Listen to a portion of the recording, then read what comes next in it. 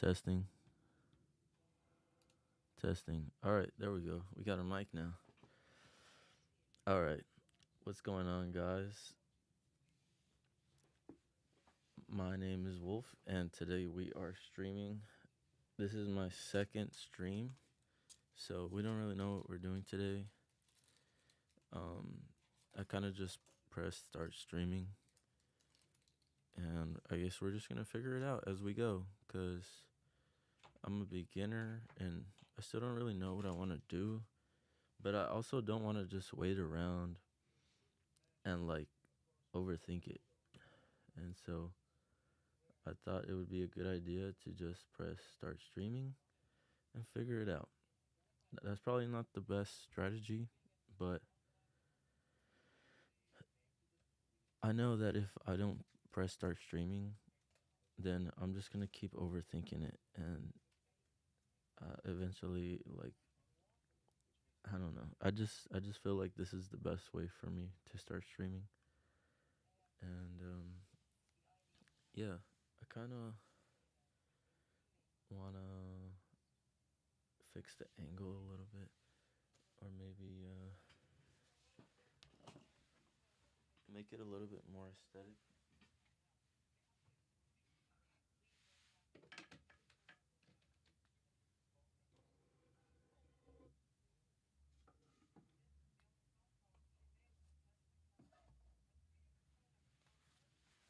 How's that? We got that. Oh, we could put the Goku right there.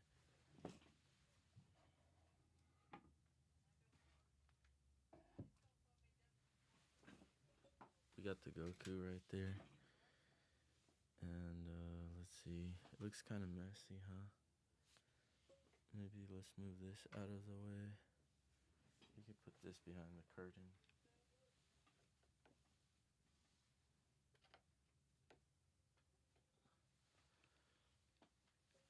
That.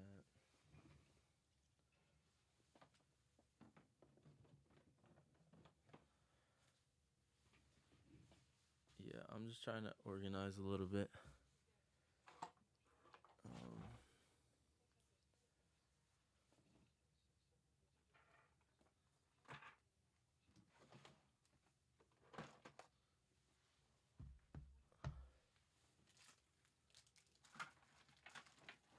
so these are all my cables.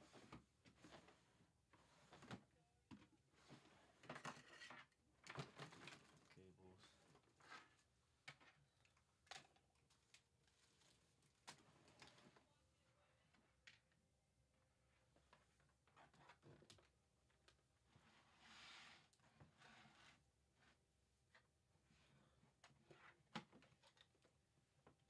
These tools, I don't need these tools here. Let's put them right now. Huh? Huh? What? Oh, that's fine. Put this.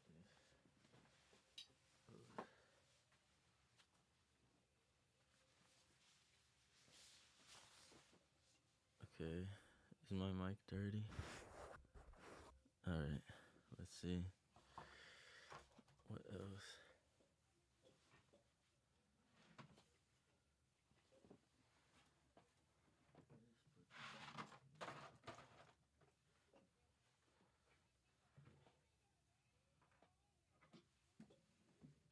Something go there. Yeah.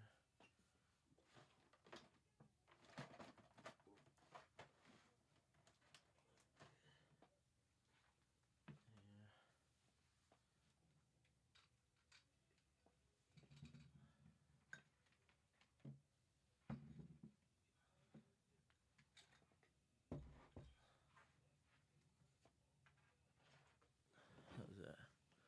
Better? Is that better? You can do that one like that.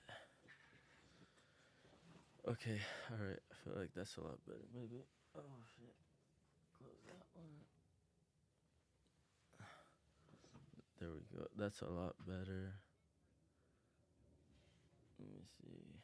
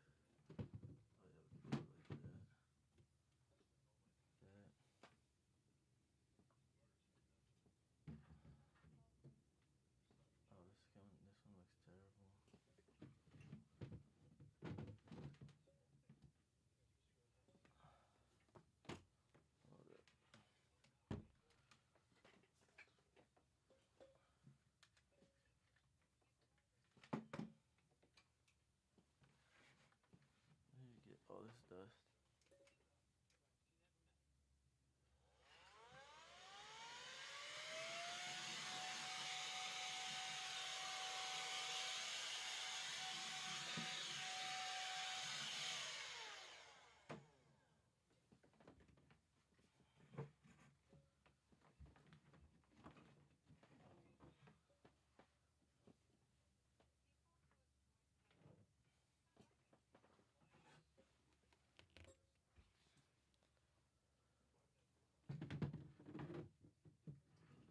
There we go. Is that better? Let's see.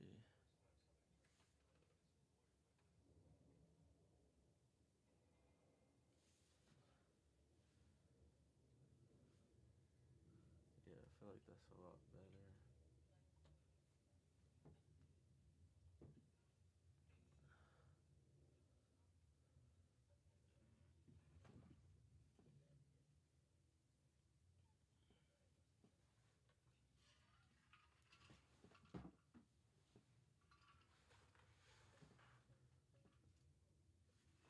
Let's see.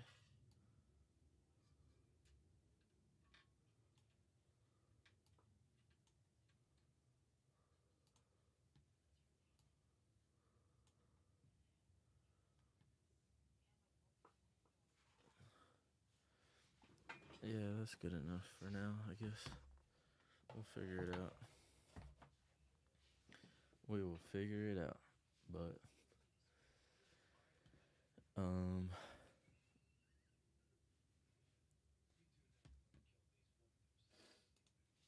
let's see. What do we want to do today?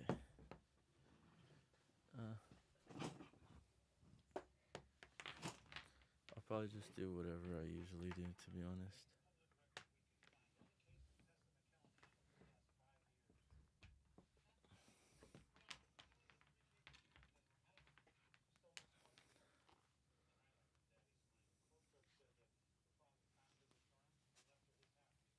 Alright, what would I do?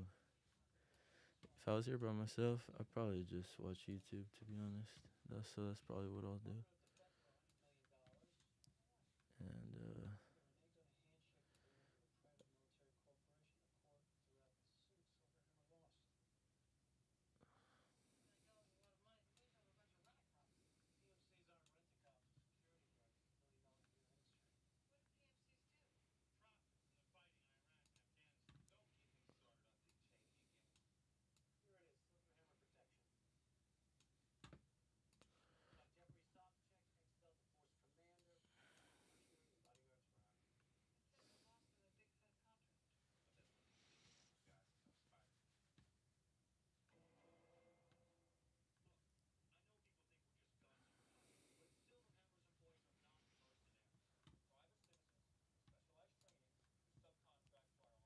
alright, so,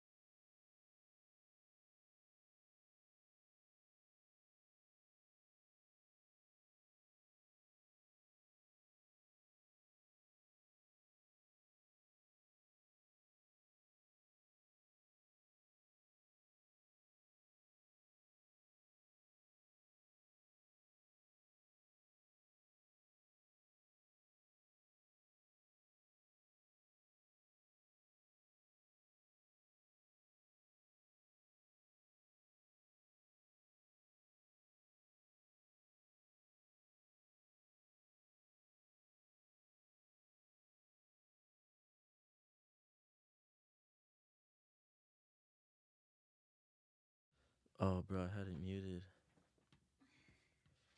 Such a noob, bro.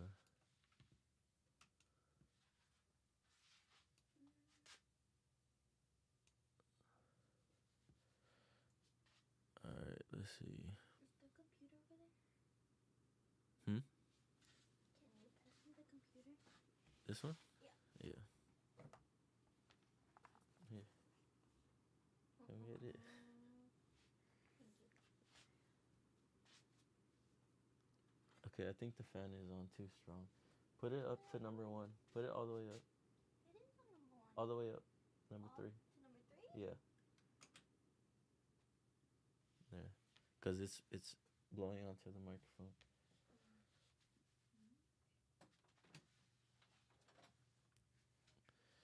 I wish I knew how to like add a low pass filter, maybe. Okay, that should be good, I think. All right. Let's see. Scene 2. There we go.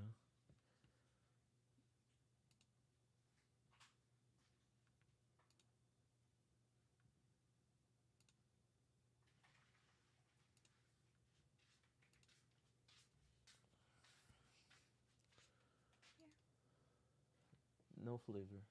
No flavor? No. You sure? Yeah, with ice in a jar. That's what I forgot to get was ice. Yeah.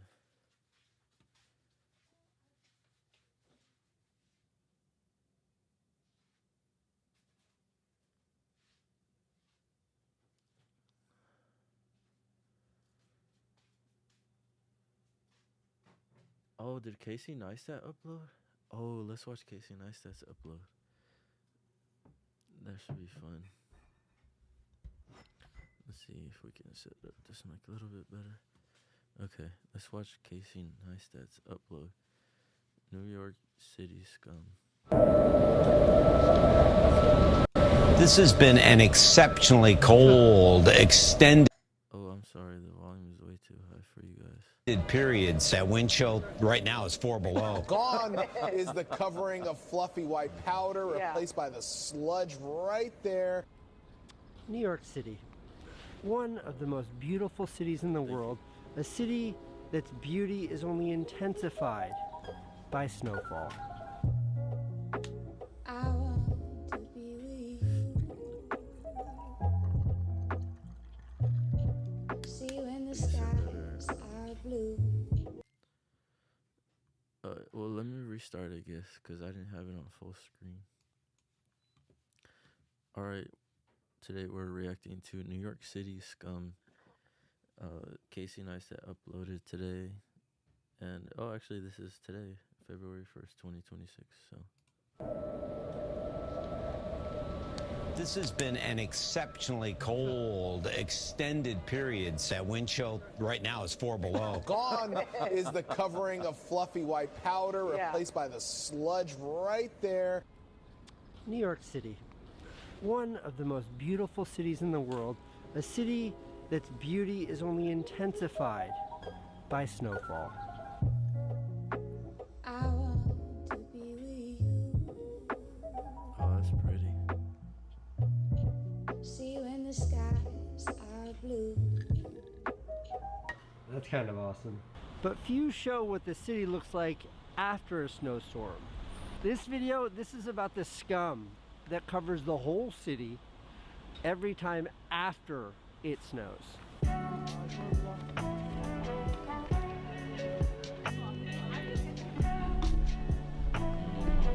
Everybody, especially on That's social media, interesting. loves to talk about how beautiful. I've actually never been to New York, so this is kind of interesting for someone like me who has never lived in a snow state. I was born in California, and I moved to Texas when I was 7, so I never really got to experience the full snow like experience. It has like lightly snowed in Texas once or twice since I've been here, but nothing like this. Snow is in the city, Yeah. but no one talks about what happens after the snow stops That's falling. horrendous. It is disgusting, and it gets dirty and accumulates That's crazy, ev- bro. There's so much trash. every bit of yellow and filth in the city. Oh God, what is that? Is that poop and vomit and a cigarette butt? That's disgusting. That is poop. That is something green, perhaps vomit. That is vile. That is absolutely disgusting. That's dog pee. This is dog pee. Dog pee. Pee. I hope that's more, dog pee. More pee. And not That's like pee human right there. pee. You know, unfortunately, as a New Yorker, you get immune to this Yellow snow. Don't eat the yellow snow. Don't ever eat the yellow snow. stuff, but it's not ideal. Yeah, you see a lot of it everywhere. You know what I mean? Imagine you got beautiful City Hall right here, and you got the garbage about 100 feet away.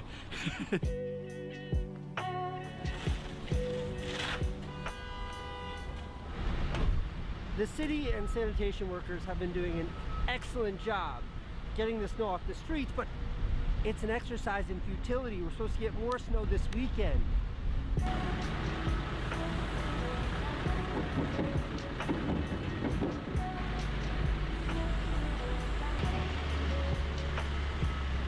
Beyond the filth left behind by stagnant snowfall, there's another issue. You see, New York City sidewalks are crowded anyways, but when you have the snow plows pushing the snow in from the street and then the shovelers pushing the snow off the sidewalk, it narrows down where you can walk, creating sort of a little rat maze that you have to shuffle through, navigating the snow, the street, and then the narrow paved area. This area in particular, behind me here, that's the Brooklyn Bridge, and then over here you've got City Hall. This is a high traffic area, yet there's just these little paths. Yeah, sure. Oh my god! Quick. Casey Neistat, baby. Freezing. Casey's so cool, bro. You guys see him? Oh my fucking god!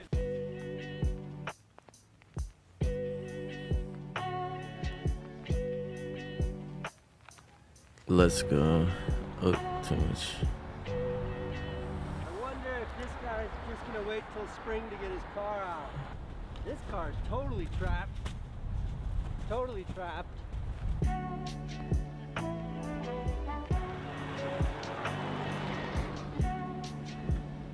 You see the trash and the snow combine to be this one trash snow-like substance. It just covers the whole city.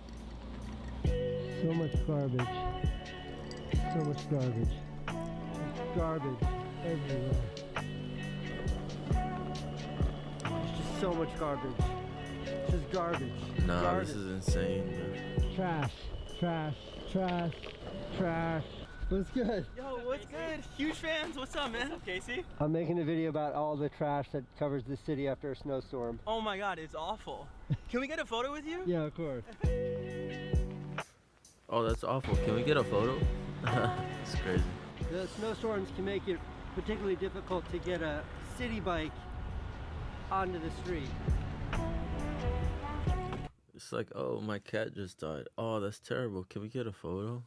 Like, it's giving that kind of energy.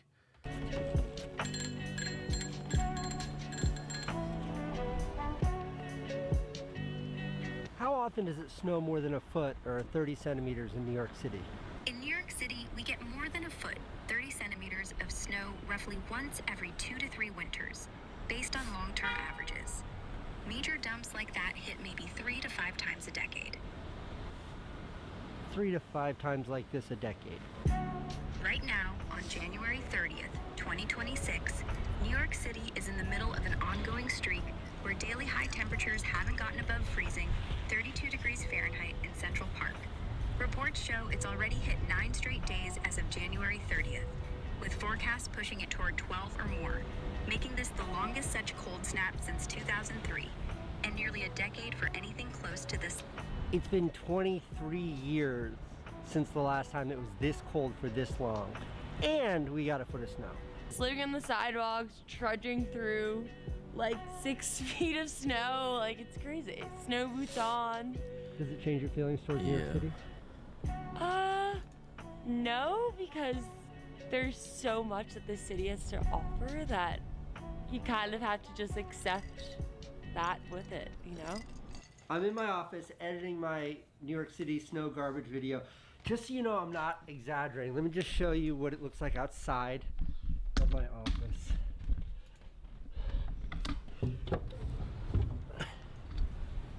Wait, that guy's waving. How you doing? Okay. This is outside of my office. when I look out the window, trash. I don't mind this. Even with like the dog pee everywhere and the dog poop everywhere and the garbage and the snow and the ice all mixing together, it just makes the city like a little harder to live in. I don't mind this because, like, what is it? The hotter the fire, the harder the steel. Like, when spring hits, this whole city celebrates. And I think you have to put up with this to appreciate it when it's warm and great.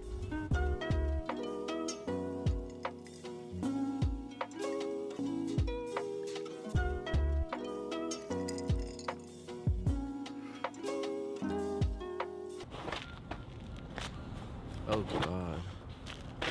I was filming and I just stepped in this dog shit right here. Fresh, snowy dog shit.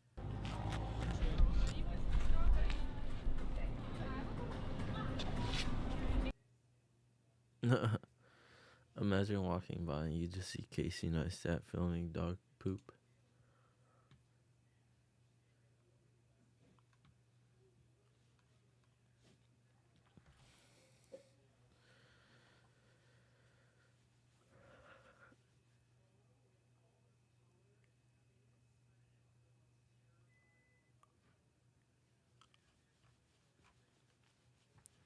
Okay, I want to see if I can get better audio.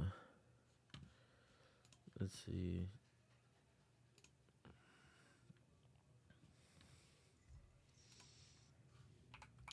How to get the best audio from your SM7B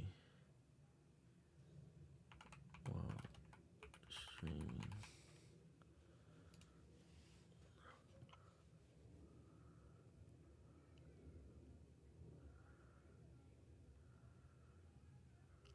Let's see this video. Hey guys, my name's Tom, and today I'm going to show you how to make your voice sound better in OBS. So just to show you a before and after on this, we are in OBS here. Yeah, there's nothing weird on screen. So here's what my voice sounds like right now. You can see I've got good levels right here in the yellow range. And if I turn off the filters, you'll immediately hear the difference. So here's my voice just raw plugged in. Microphone to interface to OBS, and you can see it sounds thin. Wait, it sounds how do weak. you do that? If I were to crank it up all the way, there's nothing weird on screen. So here's what my voice sounds like right now. You can see I've got good levels right here in the yellow range. And if I turn off the filters, let's see. Filters. I don't see any. Oh, okay. So apparently, so maybe you'll immediately hear the difference. So here's my voice just raw plugged in, microphone to interface to OBS, and you can see it sounds thin, it sounds weak. If I were to crank it up all the way, it'd be pretty noisy just because we're having to deal with a lot of gain. So the purpose of this video is to show you how to get a nice professional, warm, rich, but not robotic sound from your voice in OBS. So whether you want to stream or do a podcast, it doesn't really matter. If you're using OBS, this requires no extra purchase, no plugins, nothing like that. So the very first thing, before we even get to the filters, is you're going to want to make sure that your microphone has enough gain on your audio interface. Everybody has a different interface, so I'm not going to go into the details of that, but wherever you're plugging your mic into, make sure that you have a nice, healthy level on your interface. So that's the first step. You can see here I've got a Shure SM7B, and it has what's called a FET head on it. They also, there's a Cloud Lifter is another device. This is a gain booster. So everybody seems to want to use Shure SM7Bs, even when they're not the best for their voice. If you do get one of these and you don't have a great preamp, just make sure you get some kind of booster, either a FET head or a Cloud Lifter, to bring the level of the mic up to what your interface can deal with. Yeah, I got a Cloud Lifter. Another mic to consider is the Rode NT1. This is a great budget mic. Large diaphragm condenser mics tend to be more sensitive. And of course, DJI makes the DJI mic 2, which is great. You just clip it on. But you know, the Shure SM7B is kind of the Mac Daddy of streaming mics and podcasting mics. So we're just going to stick with that for now. So after you get a nice level into your interface, you're going to want to right click on mic aux first of all, make sure that this device being used for your mic is the interface that you have the mic plugged into. You can see I've got a bunch of different options here. Just make sure that's connected. Let me turn this fan off.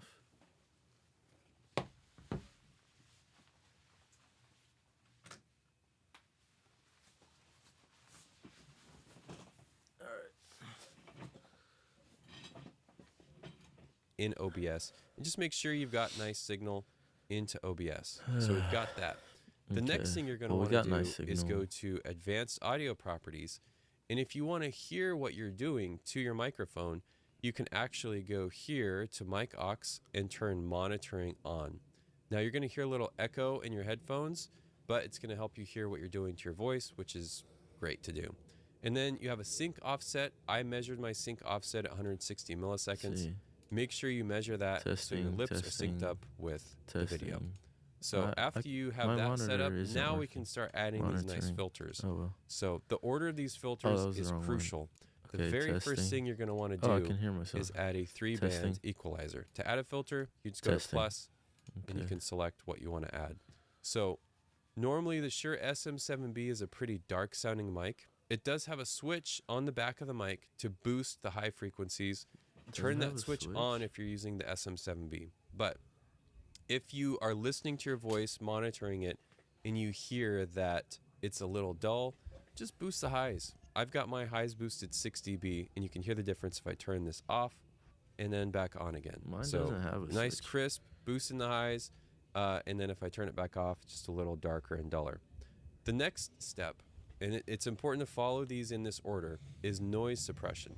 So again, you just hit plus, go to the method and use RN noise. It just sounds better. It doesn't sound all processed and robotic.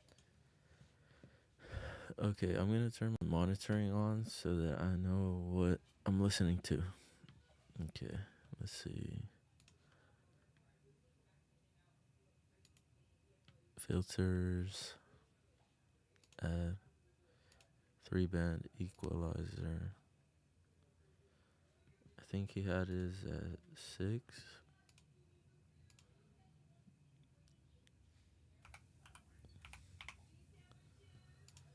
Okay, testing.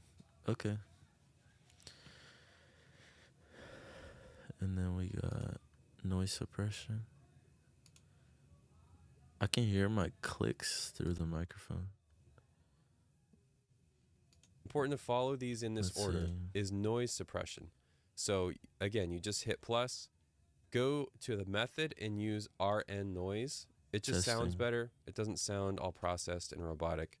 So add that. Okay. There's no settings to mess with on that. It's just kind of a nice, easy thing. It's already sounding The next better. thing you'll notice, if I take off this expander,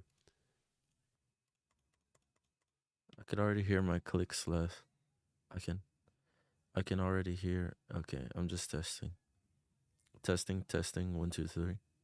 There's just a tiny bit of hiss. If I stop talking, you can hear just a little bit of hiss. It's really from this booster, but if you're in a room with like an air conditioner or a fan or anything, even the fan on your computer or your Xbox or something, the expander actually helps work with the noise suppression to completely knock out the noise, or at least get it to where once you have anything else underneath, you're not going to notice it.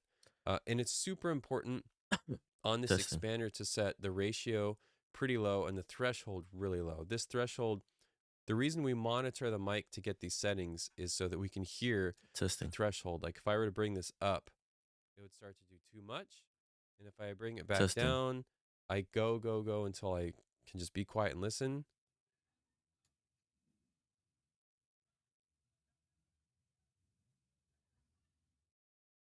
And right around there, it's knocking the noise out, but it's also not eating into my voice, because you don't want people to miss a word that you're saying. There are other plugins you can use. There's a noise gate, which chops off your words. Don't use that. Upward compressor doesn't quite work the same. So go with the expander after the noise suppression. The next thing, and this is really where you start to get that professional compression on your voice, is add a compressor. On this, I like to use a ratio of 5:1. You can go down a little bit more, up a little bit more. You just don't want. Oh, you go back. Expander. He has his I go. release at 111. And then output gain attack. He has it at 1. Threshold. Okay, I'll just leave it like that. Go until I can just be quiet and listen.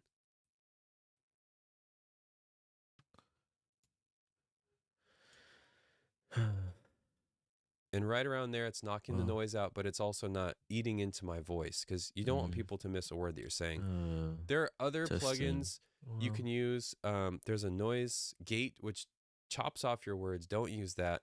Upward compressor doesn't quite work the same. So go with the professional compression on your voice is add a compressor. Okay, let's add the compressor.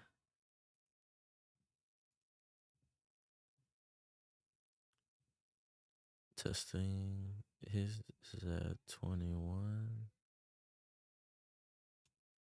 Attack 6. Release 60.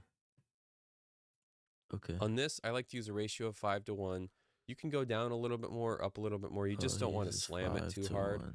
And then threshold, you want to set this between, depending on how loud your voice is, minus 24 to minus 14. So mine's right in the middle at minus 21. Minus 21. Bring the attack testing. down. Testing. 1, 2, 3. Fast, 6, and then release. I mean, you can kind of set Test. this 100 Testing. milliseconds or so.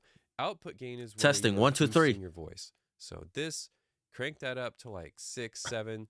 You want to look at the meters on here, and when you're just at your normal talking voice, you want to be right in the middle of this yellow area. You know, if it's a little bit higher, like you might get really loud and then it goes up. But you also want to have my regular talking voice, kind of quietly. Regular voice. So my regular voice really helps even talking. things out. And then finally, this is like a safety thing. Testing. A limiter at the very end. Honestly, of the chain. I'm testing. Just bring the threshold okay, down that's a to good minus level. 4 or minus 3. Threshold. A limiter. Okay. Let me add the limiter.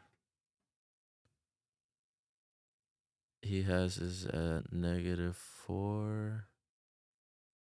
-460. Okay. This is going to help make it to where if you do laugh really loud, belly laugh, or yell or clap, or talk, you're lighting a fireworks while you're streaming, it's just not going to blow up, you know, and clip your stream. So the safety limiter at the end is really important. So now we've got everything put together, and the voice sounds really nice. Again, we'll just do a before and after. The quick brown fox jumped over the lazy dog. That's with everything on. The quick brown fox jumped over the lazy dog. That's okay. Let me do a test. The quick brown fox jumped over the lazy. What was it? With everything off. One more time. I have all the filters on right now. My voice should be nice and robust and full and sound pretty professional. And now with everything off, my voice is getting off. One more time. I have all the filters on. Clip your stream. So the safety limiter at the end is really important. So now we've got everything put together, and the voice sounds really nice. Again, we'll just do a before and after. The quick brown fox jumped over the lazy dog. That's what. The quick brown fox jumped over the lazy dog. And then let's turn everything off. The quick brown fox jumped over the lazy dog. Testing. Testing. Oh yeah, it sounds a lot better. Okay. Now let me turn off that echo.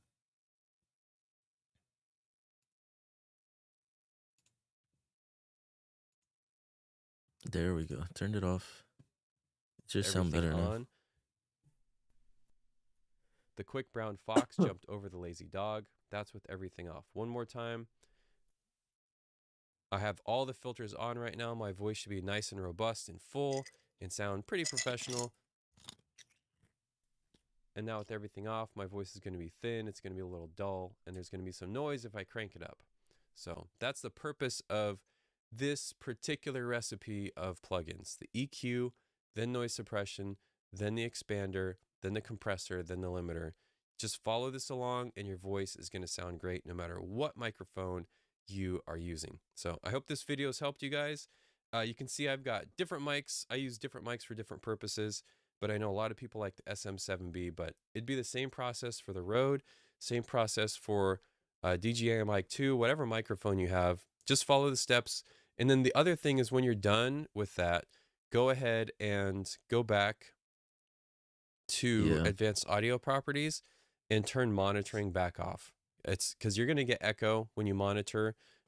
So if you got headphones on or you need to listen to things on your stream, just turn monitoring back off and you'll be all set. So hopefully this has helped you guys.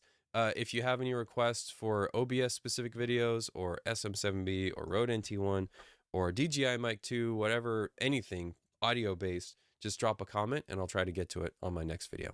Thanks so much. Take care.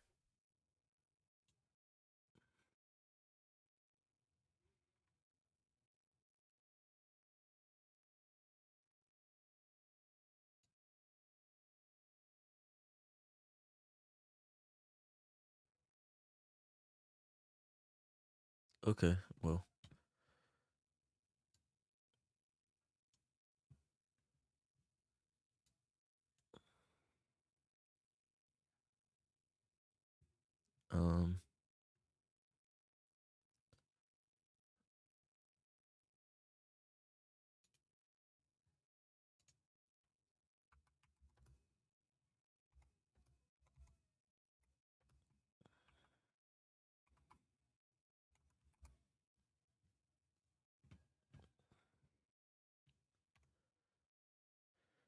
All right.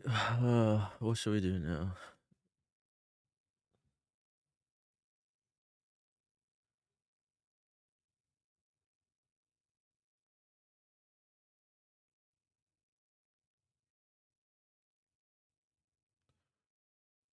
Was Sneeko fighting?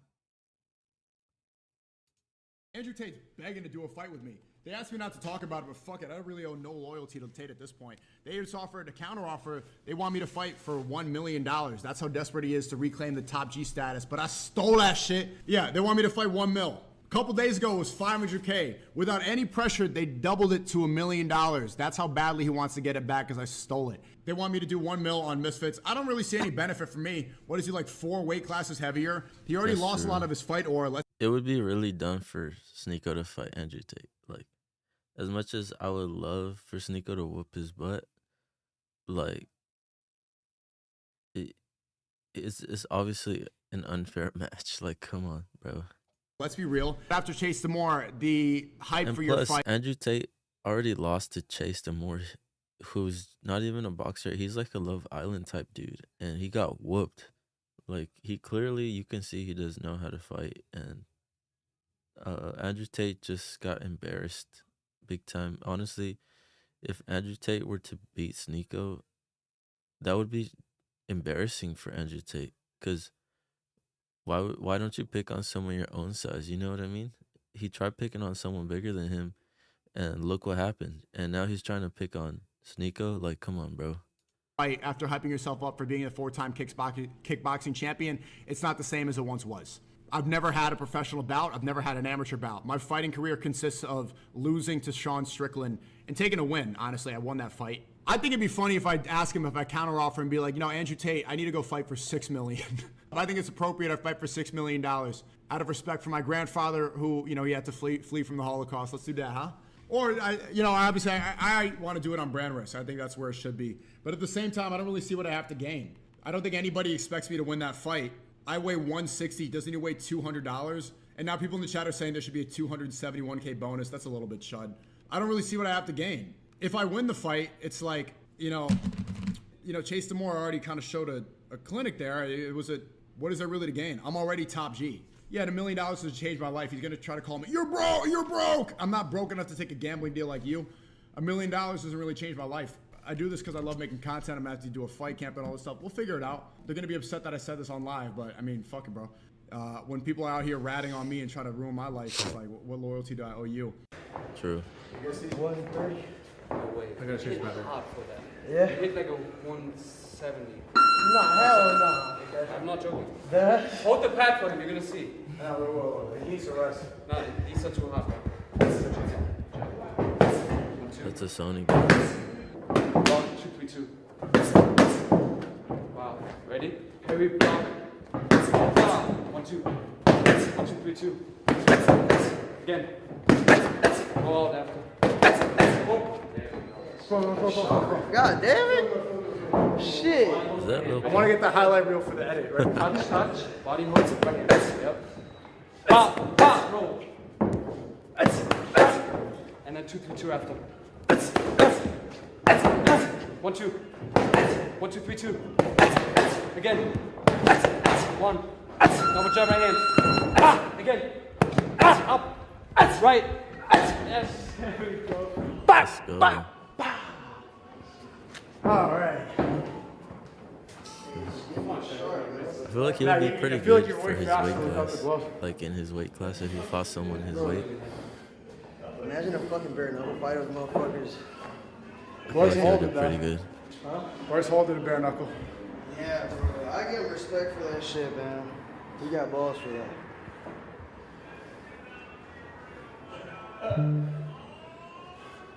All right, you up, Pump?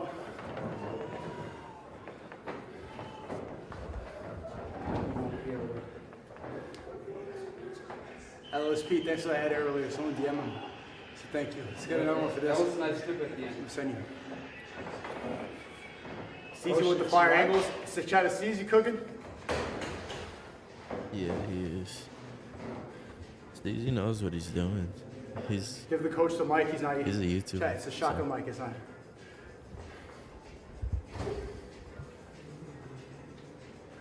Steezy's goated. Shitty hair color. Yo, what do you think of the? It's fire. Fuck with it. I personally think it's fire, but I know a lot I of seen people stream. disagree because it's like Oh yeah. It's fucking Amber Rose have your shit, huh? kind of like modernist. Yo, she shouted you out. She fucked Yeah. you. Nah, I love Amber, bro. She's cool as fuck, bro. She's really cool people. Shout out to Amber Rose. I actually had my hair blonde for a little while. It was kind of short, kind of like his. Right side. There we go. Right there. Now Where was he vaping mid workout chat? I didn't even He notice. reminds me of like Gecko from Valorant.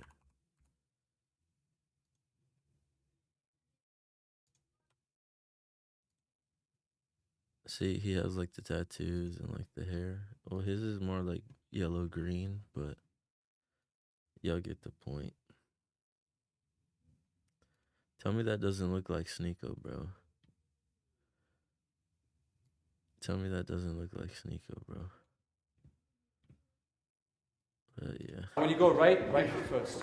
So watch, ready? Step, step, step. Right foot. Y'all get the point. Just watch. If you do this, you're gonna cross. They're even like kind of about the same in a way. There we go. Now if you go left, left. There we go. That's it. Jab. Step with it. Pow. Yes. Step. Pow. Nice. Pow. Again. Again. Bro, look, Sneeko. Look at that jab. Again. Dragging it? Pow. Again. Featherweight fight, Evil Web. Shout out to Mobstar Evil Web. You should get the featherweight fight. He just liked my Jeffrey Epstein was Israel video. Mobstar, we need to see you fight Volkanovski. Yes, beautiful. Beautiful. Again. Again. Yeah, I mean. Y'all get the point.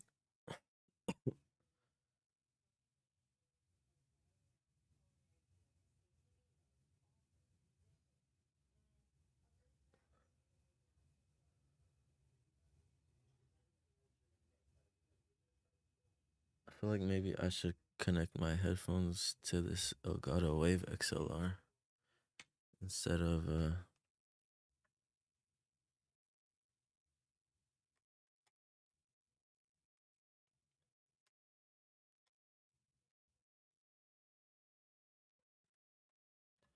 I can't see. Hold on.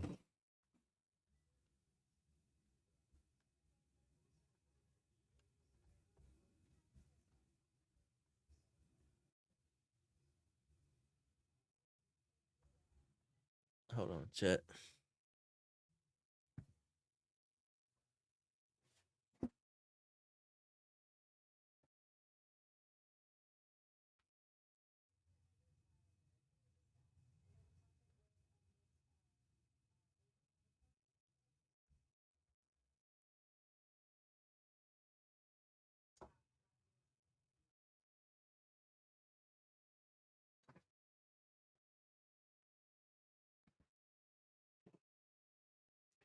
Let me make sure.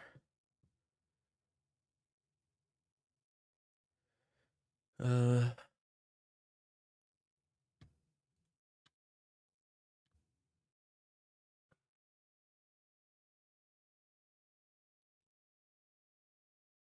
see.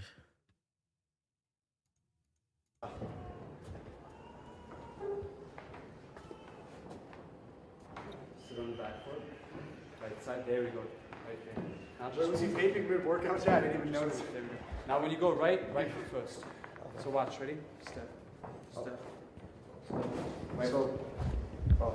Just watch. If you do this, you're gonna cross your own legs. You can't push. Okay, I see now. There we go. Now if you go left, left. There we go. That's it. Jab. Step with it. Pow. Yes. Step. Pow. Nice. Pow. Again. Again. Bro, look, Nico. Look at that jab. Again. Dragging it. Pow. Again. Again. Don't now step low. Okay, there we go. We fixed it, I think.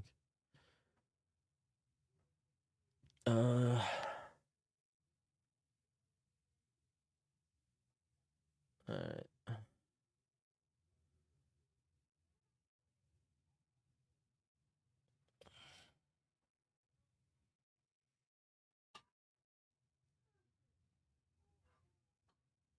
We're at 0 viewers. We haven't had a single viewer. That's okay. I mean, is this still up?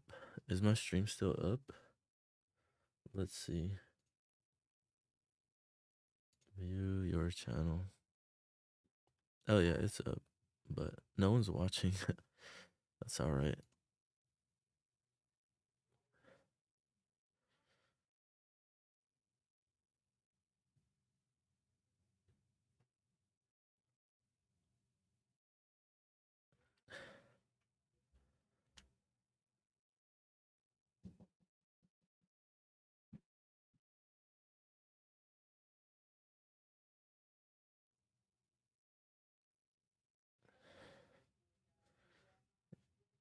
Let's watch this clavicular. Hey boys, let's But hold on, let me go check on my girl. See what she's doing in the kitchen. Did I make this wider? Oh no.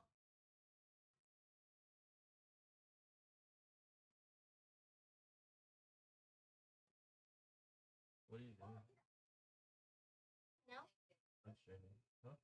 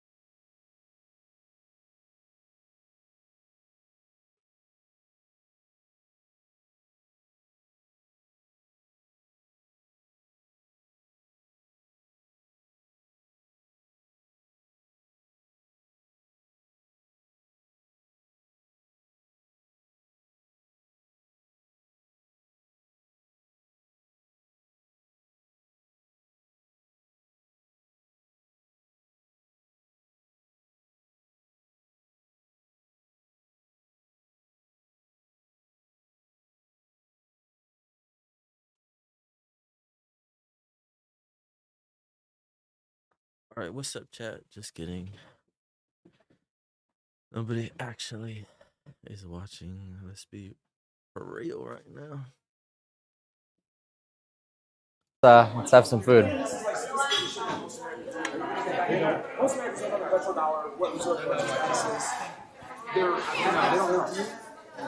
Rob, what do you think about invading Venezuela? Hog, have a better job. Not a good idea. I don't really feel like watching this right now. Not gonna lie.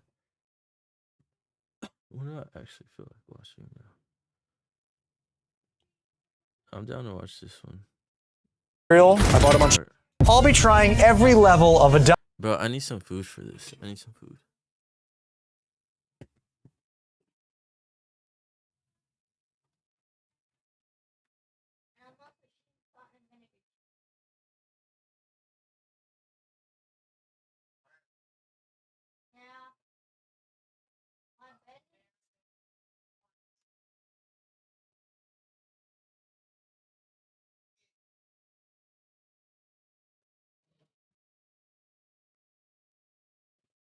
All right.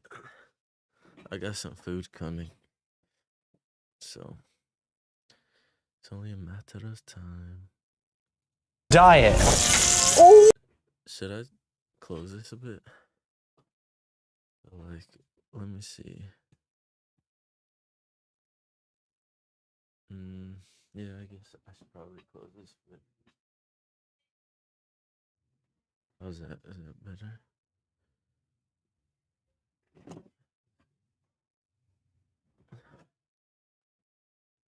Yeah, that's good, I think. I need some light. Maybe I'll turn on the light.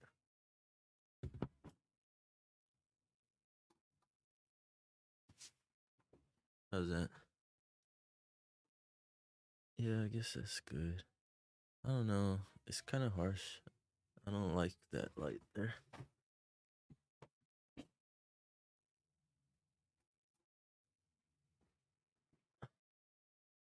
Should be good, I think. A little bit. Yeah, there we go. That should be good.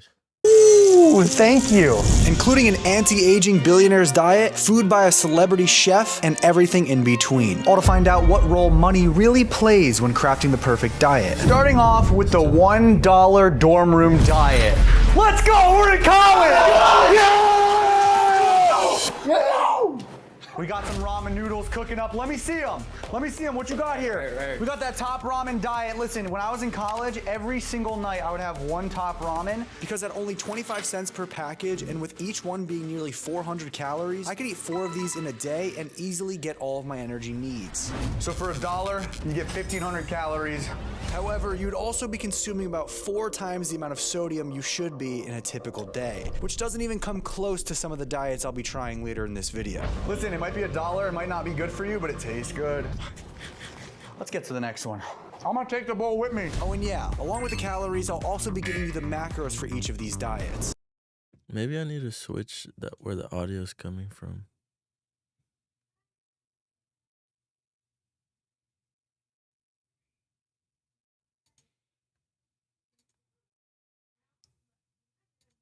I think it might be this one actually. Let's see. Which for this next one could be pretty helpful, as you might want to implement it into your own life. $10 diet! 3 meals, 2 snacks, 10 buckaroonies, all you need. And yeah, I don't know, bro. For this one, I got my sister-in-law Kennedy Walsh to help me out. I'm sorry, guys. I'm just trying to figure this out. Maybe it's this one.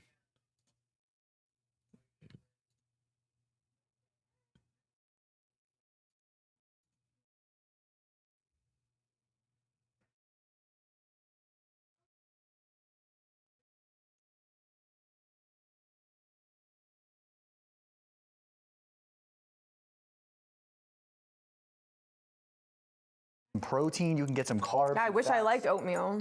This is... Are you like trying to feed me or something? No. You got hands, use them. So this is the $10. I'll be trying every level of a diet. All right. Here we go. I'll be trying every level of a diet. Ooh. Ooh, thank you. Including an anti-aging billionaire's diet, food by a celebrity chef, and everything in between. All to find out what role money really plays when crafting the perfect diet. Starting off with the $1 dorm room diet. Let's go, we're in college! Yeah! What a bro. We got some ramen noodles cooking up. Let me What see an them. absolute Let me see them. What you bro. got here? We got that top ramen diet. Listen, when I was in college, every single night I would have one top ramen. Because at only 25 cents per package, and with each one being nearly 400 calories, I could eat 4 of these in a day and easily get all of my energy needs. So for $1, you get 1,500 calories. However, you'd also be consuming about 4 times the amount of sodium you should be in a typical that's a lot day, of sodium. which doesn't even come close to some of the diets I'll be trying later in this video. Listen, it might be $1, it might not be good for I'm you, getting but it tastes hypertension good. just looking at this. Let's get to the next one. But I'm gonna noodles are take the so bowl with me. good. Oh, and yeah, along with the calories, I'll also be giving you the macros for each of these diets, which for this next one could be pretty helpful as you might want to implement it into your own life. $10 diet! 3 meals, 2 snacks, 10 buckaroonies, all you need. And for this one, I got my sister-in-law Kennedy Walsh to help me out. $1.71 for breakfast. We've got 3 eggs, 3 egg whites, 80 grams of oats. So for $1.71, you can just get some protein, you can get some carbs. I wish I liked oatmeal. This is... Are you like trying to feed me? No. You got hands, use them. So this is the $10 diet's breakfast that's got a bowl of oatmeal for only 26 cents, and then the eggs, which is $1.45. And already, just with this breakfast, we're at more grams of protein than we would be after a full day of eating ramen noodles. Oh, it's thick. It's thick. It's like glue. Cheers. Cheers. Oh, I God. wouldn't mind that breakfast, not gonna lie. It's so stuck in my throat. How'd you swallow that? I'm good at swallowing. Ask my cameraman. Along with this breakfast, I'm also able to afford a little bit of a snack with this $10 diet. All right, we got a 35-cent snack on the day, half a banana. We got 1 piece of some whole wheat toast. It's toasted with some peanut butter. This is good. I mean, who doesn't love peanut butter, banana, and toast? For lunch, we got ground turkey, brown rice, and fresh spinach, which tasted about as bland as it looked. We got 32 grams of protein, which is not bad. That could literally be dirt and I wouldn't know the difference. Then with this diet, before dinner, you could have another snack, although this snack was a little bit unconventional. Now, you tell me who Dry was eating oats? raw oats on top of their yogurt like that. This looks Raw oats. repulsive. But hey, maybe looks are deceiving. Get that out of my face. Probably not though. That's wrong.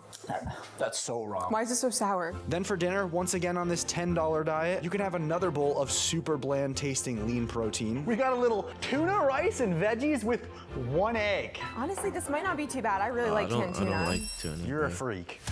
She's like a little cat, bro. Only cats like tuna. Oh, yo.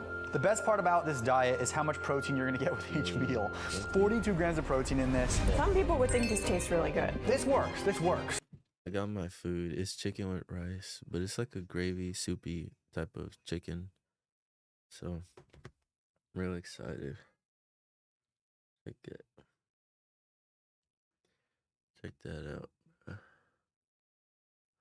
Oh wait, that's not focusing. Oh well. But what about the next tier? $10 diet, I'm gonna say you are worth it. But our next diet is gonna require an airplane all the way to Los Angeles, because it's here where you can find everyday items way more expensive than everywhere else. Ladies and gentlemen, welcome to the influencer diet. We are here at none other Literally. than Air Juan. Every And I say influencer goes to influencer Air diet Juan. because Air Juan is a grocery store that is a hotspot for celebrities. Therefore, people come here to try and spot one, and in the process, they drop hundreds of dollars on overpriced groceries, which ordinarily I would not be interested in doing. But today, I'll make an exception. There are so many people here, it's insane. My goal is to find the most expensive items that an influencer in LA would buy.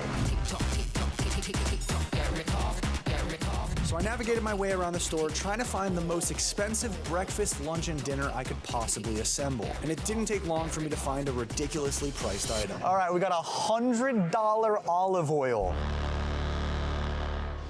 $100. Are you Will Tennyson? No, I'm not Will Tennyson. All good, bro. That's funny. Bro, is he trolling me? Next time I'm saying yes. And then I went on an absolute tear, buying anything I possibly could that looked to be overpriced in any way, shape, or form. What are the most expensive eggs you have? Oh my God, $18 eggs? Yeah, those are the most.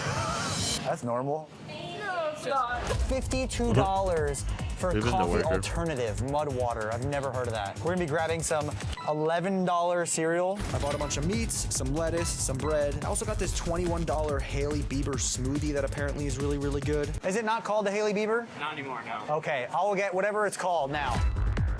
And then I went over to the hot bar to assemble my first meal of this $500 diet. This is about to be so expensive. The chicken alone, one piece, $28. This is like the vegan's nightmare. That's what we should name it. I know, right? And then finally, I made my way to the checkout to see what the damage was. Oh my God. I'm allergic. $524. Never again. After completing my shopping, I made my way outside to have my first meal, which was actually going to be my lunch, as I was going to be having the breakfast for this diet tomorrow morning. For lunch, we have the Air One hot bar meal with some good old truff sauce that was, I think, $30, so I'm not going to not use that. And we've got my Hailey Bieber shaky poo. Oh, yeah, baby. Oh, and if you're wondering what I actually got in this combo plate, let me break it down for you real quick. Oops, wrong kind of break it down, my bad. First, I got this chicken that I mentioned was $28, but honestly, it was really good and almost worth it. I also got this mini slider burger, which, bro, that is solid. And then for my two sides, I got mashed sweet potato as well as mac and cheese. Buttery. Wow. I'm not gonna lie, for 70 bucks, it's definitely still not worth it because $70 is absolutely mind-boggling, but the macros are pretty solid, a lot of protein and some carbs. Although, as we'll find out at the end of this diet, the total macros were a little bit higher than I expected. It is now time for dinner. Ladies and gentlemen, we're having some Wagyu New York strip, about 8 ounces. It's gonna get some protein, some fats. On the side, we have a nice little small palette of Caesar salad with some fresh Parmesan cheese. We did use our special oil. The $100 oil is on the plate, along with some artesian bread. $100 for oil, you are out of your mind if that's a normal thing. Tastes like dirt. Yes, that bread. Artesian vegan bread, 16 bucks. Most certainly tastes like dirt. Steak, bro. Well, I guess it's organic then, huh? Worth every dollar, bro. Almost like a taco vibe. Dirt is organic, right? No, it's not. Is it? Dirt is not even alive. Here. So then I just sat there and absolutely devoured that steak. However, while I was It has carbon though, right? Is that what makes something organic? I don't know. sitting there, I couldn't stop thinking about how earlier on in the day when I was at Air One, I bought this protein ice cream and I really wanted to try it. It looks like a photo of me on there. I'm gonna give this a taste test. I've never had this. It has 35 grams of protein for this entire container and 430 calories. That is not bad. That's pretty solid. I've never had this in my life before, but I definitely want to start having this. Natty light ice cream. And then before I knew it, it was time for breakfast. These eggs are $18 and the yolks are supposed to be a little bit more of like an orange color if it's a very organic egg.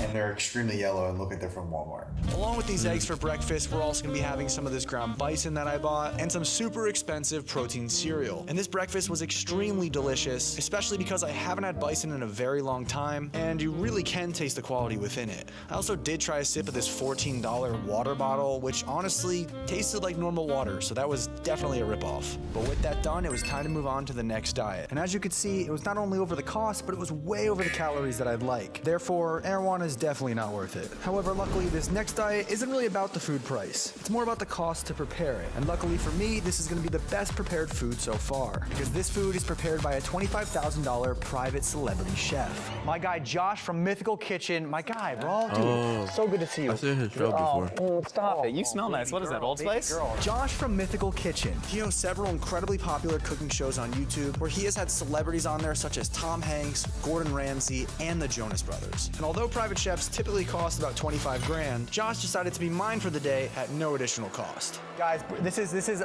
Mythical Jesse Kitchen. We are digging in. So we got a duck egg, what is it called? Like chawanmushi steamed omelet. We've got a yogurt parfait, protein coffee, and then is there any special name for these potatoes? Batata hara. Batata hara. Let's dig in. You ready? What do you want? I guess you want to go with me. Go with me. I'll go with you. I'll go with you. It is customary, though, that if you're paying for the private chefing experience, that I do just sit next to you and eat the food that I'm making. Yes, experience of the celebrity chef. He eats with you. Oh yeah, duck eggs, baby. Cheers. Cheers. Dude. Got that spice in there? Are you kidding me, bro? Let's try the potatoes. Oh yeah. Some good old carbs, some flavor to them. I got some chilies on there. Mmm. That was good. Bright. Right? I love you, man. It was fun. I love you. I'm so happy to be here. So happy you're here. Thank you. Oh, we're filming. Sorry. Oh, sorry. Oh, the pomegranate molasses, smoked almonds on top. Brother. That fresh vanilla in there. Bro. So this right here is literally like 25 grams of protein. There's probably like a half teaspoon of pomegranate molasses on top just for sweetness. This is just breakfast. Yeah. We have 2 more amazing meals ahead of us. We got a lot ahead. Bubba, you haven't drank your coffee. Dude, so who's been your favorite guest on Last Meals? Probably Gordon Ramsay. Come on, Gordon Ramsay on Last Gordon Meals. That was sweet. This is. It's not overly sweet, it's not overly creamy. Still drinks like a coffee, doesn't drink like a milkshake, you know what I mean? Lunchtime, baby. We've got our chopsticks. We've got edamame. We have some spicy tuna rolls with some caviar on top. Dry aged yellowtail with some salmon nigiri. Yeah. Dude, let's go. Look at me. Should we try that first? Yeah. What do you think? I think do it. I always eat sushi with my hands too. Typically, it's actually quite proper. Oh. Take sushi with your hands and you dunk it fish side down, and then you put it on your tongue fish side down. Really? Mmm. It's spicy, it's funky, it's citrusy. Raw fish. That is amazing. The texture is so good. All right, dig into this. This is gonna be fun. With the caviar.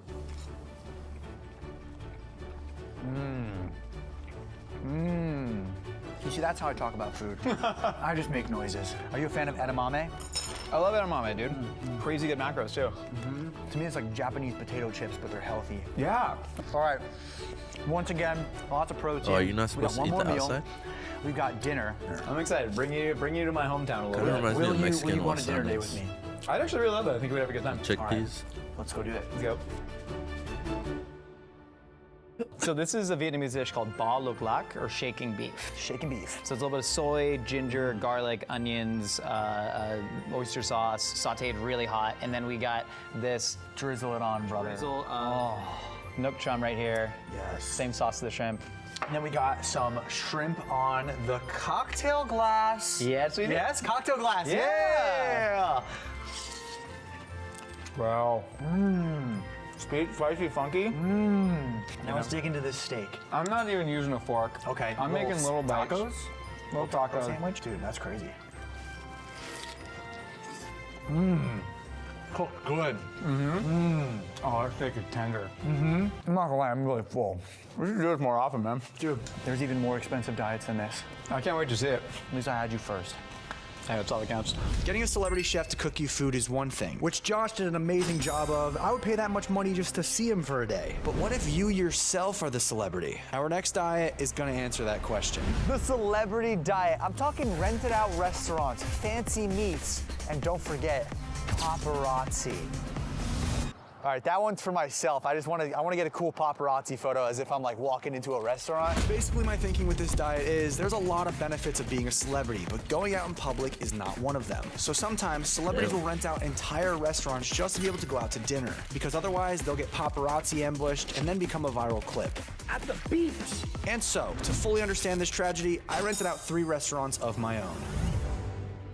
All right, let's dig in. Let's see what we got. We've got steak and eggs with little hash browns. This is by far my favorite food, by the way.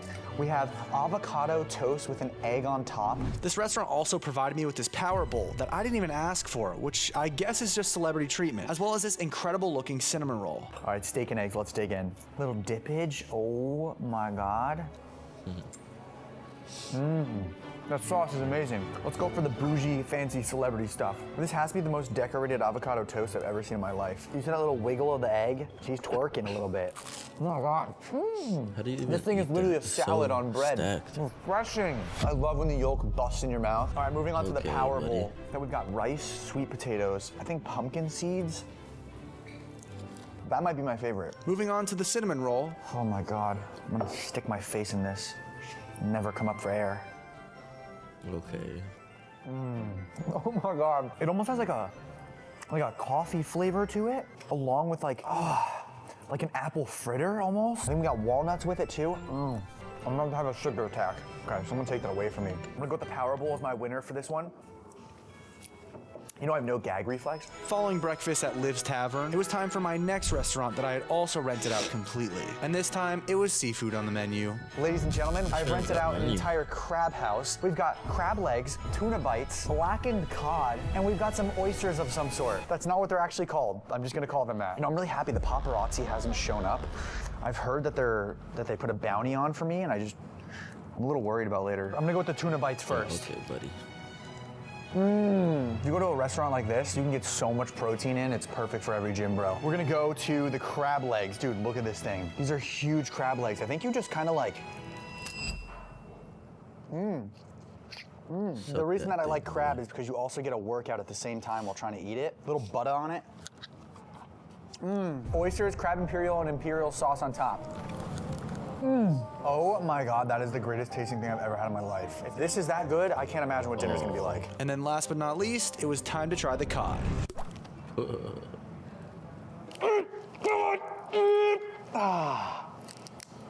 Looks like Yeah, there's buddy. some Woo! This is some good food, bro. Overall, amazing meal.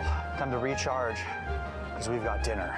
And not just any dinner, because along with renting out the restaurant like a celebrity would, I also have a special guest joining me. But I think someone might have told the paparazzi, because right when I was about to go inside, oh no, oh no. Hey, whoa, guys, hey, take it easy. What? How you doing? Hi. You bench? I've never had a paparazzi. What'd you say? How much do you bench?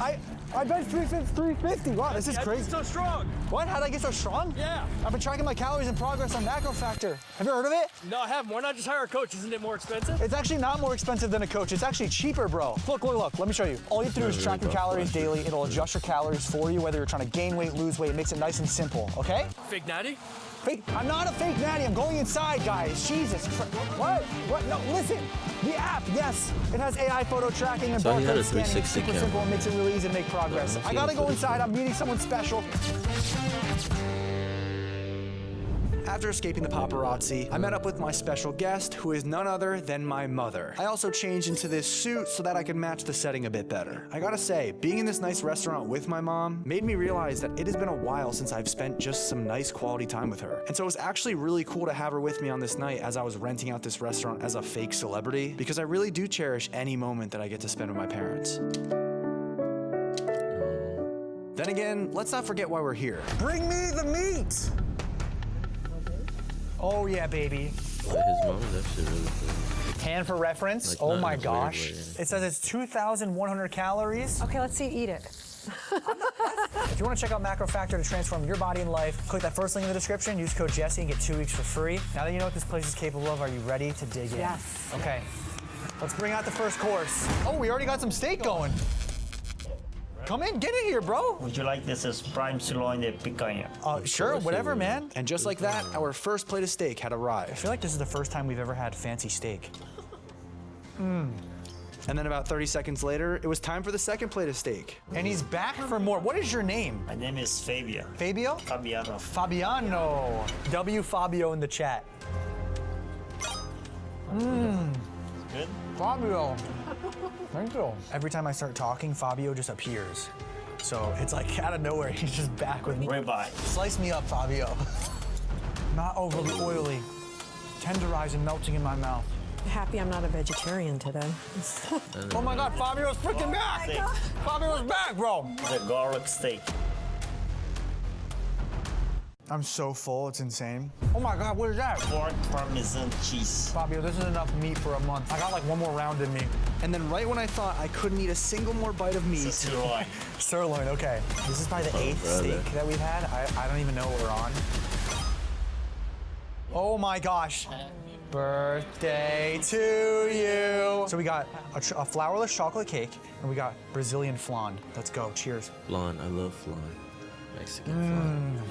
All right, Mom, love you. Thank you for thinking of me. Happy birthday. LeBlanc steak, You've outdone yourself. Dude, appreciate you. Thank you for having us, man, for real. This is my college dorm room neighbor. Let's go to the next diet.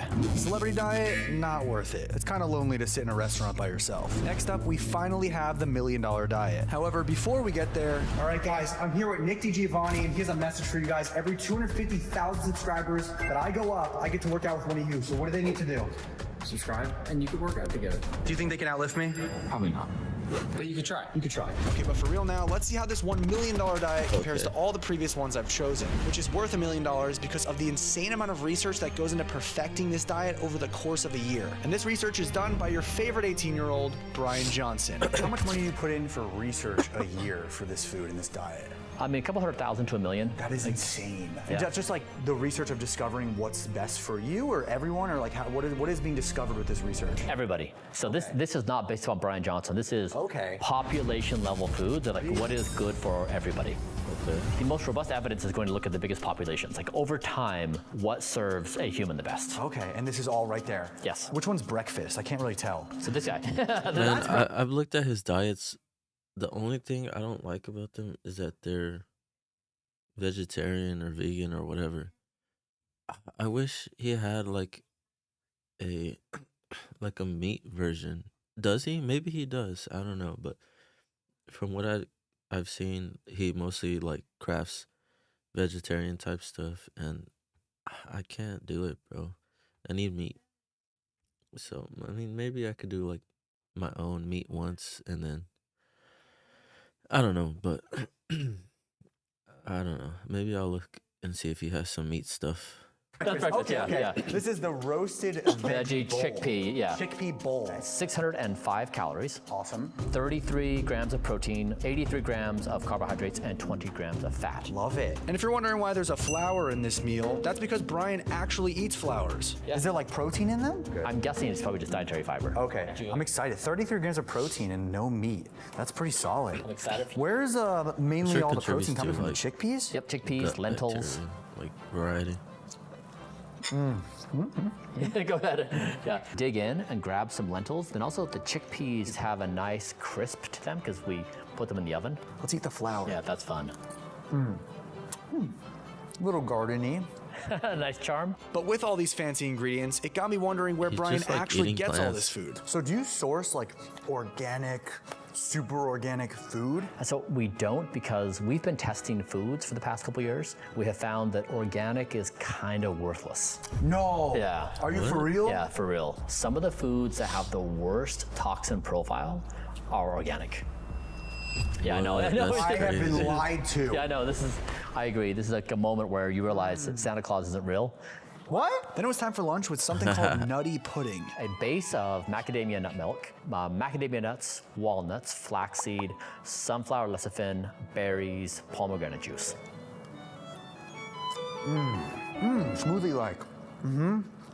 Is there like Fruity. melted ice cream? It is like it's like a healthy melted ice cream smoothie bowl, almost acai-ish. This is fire. This is like dessert. Then we had a shot of olive oil, which is something Brian does every single day. Good for the whole body. Bottoms up. Make the throat burn. Bro, I A just little bit burns realized a little, but I'm I kind of was feeling on the like wrong That's what thing, happens. bro. Woo! Jesse James Zest is making an appearance. that's and then it was kinda- time to that try kinda what sucks. Brian has for dinner Whatever. on You this live and $1 you million diet. So it's got 587 calories, 29 wasn't grams sharing of my protein. screen this And so, whole of course, time, every bro. one of these foods is qualified as Damn, one that of the sucks. best things whatever. to put It's into your nothing. body. This bowl consists of quinoa, cabbage, kale, edamame, almonds, and ginger. Yeah. Right? Yeah, exactly. And then after a few more bites of this delicious dinner, I asked Brian for some advice. If there's one thing in a diet that you need to not have in order to be healthier, what is it? I mean, it depends on what the person's weakness is. Sometimes it's sugar, sometimes it's fried food. So I'd say that it's the thing causing. So I was watching this video on stream, baby, and I had it on the wrong thing. Like, I was only showing my face, and I wasn't even showing the screen. So it was just like, yeah. But I can't really re-upload that, but it's okay. Most I guess harming your You live and you learn. life. Mine's Greek yogurt. I'm a Greek yogurt addict. That's pretty, pretty. That's good though, right? Pretty innocent. It's better than other things. Yeah. Then to wrap up the day, Brian had me take a sip of his special longevity mix, which is full of tons of different vitamins, minerals, and supplements that you normally don't get enough of. We did this analysis one time where we said to get. But I have 0 concurrent viewers. So what does that mean? What is concurrent viewers? No, I think it means like that they're still there.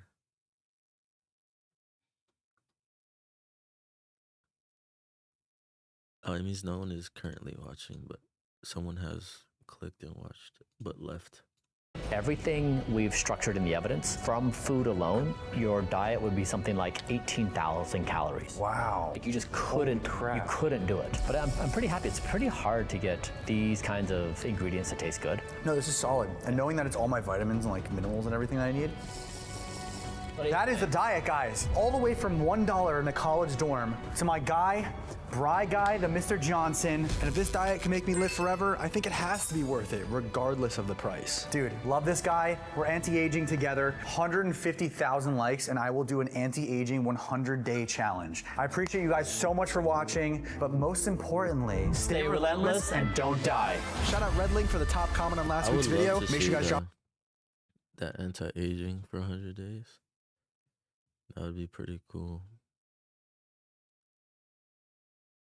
Yo, the Mr. Beastification is crazy, bro. The $1 versus... Yeah, whatever.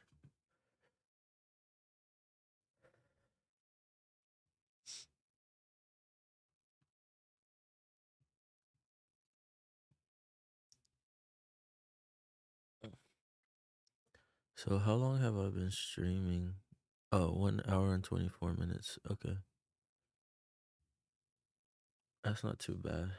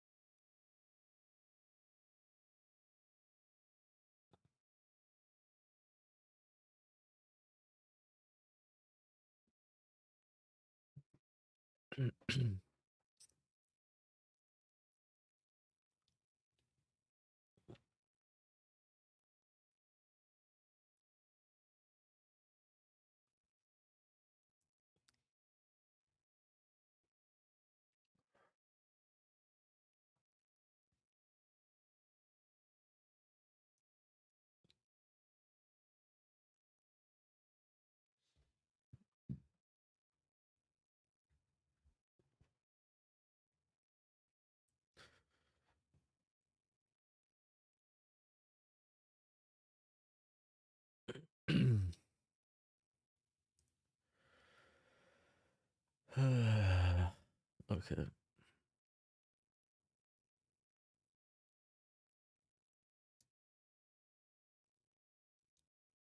I wonder how to stream IRL. Let's see.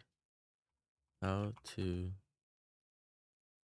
IRL stream on Twitch. Or how to IRL stream.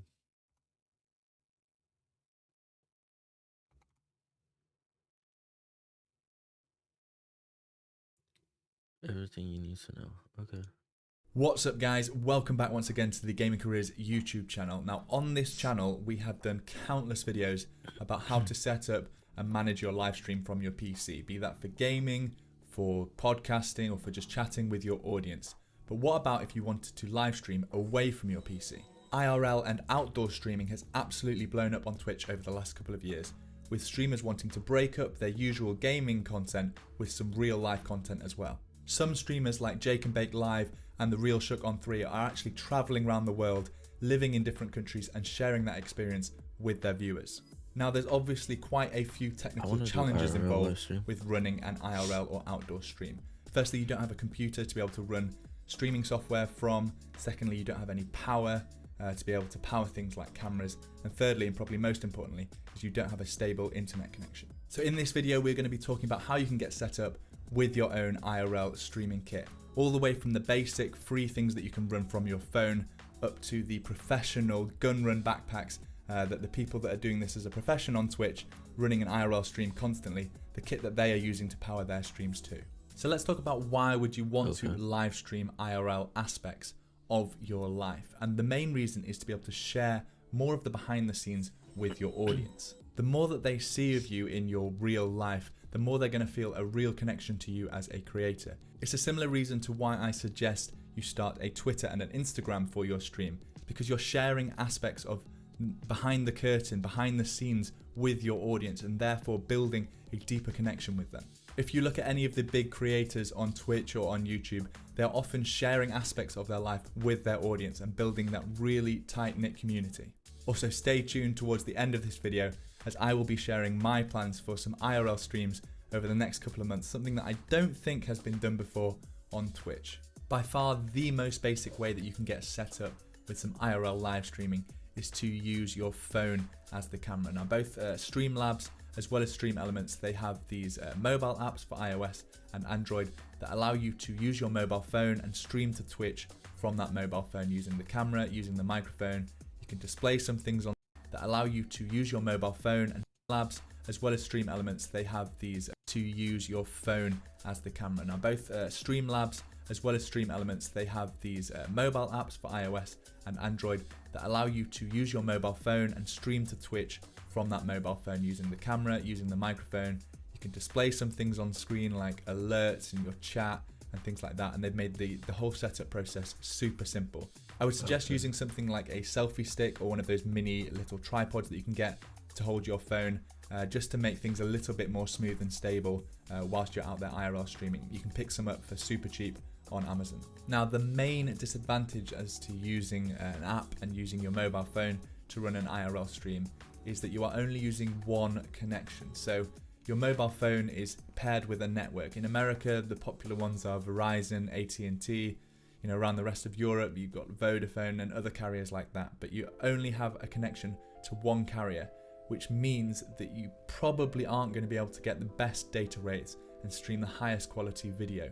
You also run into issues where you might be, if you're moving around whilst you're doing your IRL stream, you might run into an occasion where there isn't the great service from your provider in that location, and then the stream can cut out, it can buffer for your viewers, or worst case scenario, it can completely stop working, and then you've lost all the hard work of building up that audience that you have.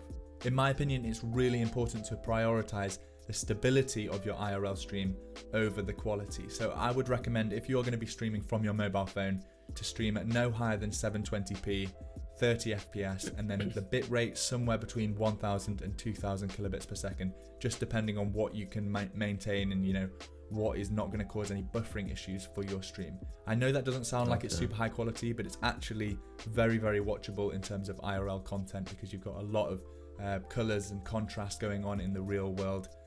So it doesn't need to be quite as high a bit rate as it does when you're playing video games and you have a much more stable connection. But as I said at the beginning, I really think you need to prioritize the stability of your IRL stream over the quality, because if you have great quality but it keeps cutting out and buffering for your viewers every minute or every 2 minutes, that isn't a great viewing experience. So let's say that you have run a few mobile IRL streams that have gone down really well with your audience, but you want to invest a little bit now to be able to up the quality and, you know, be a lot more stable.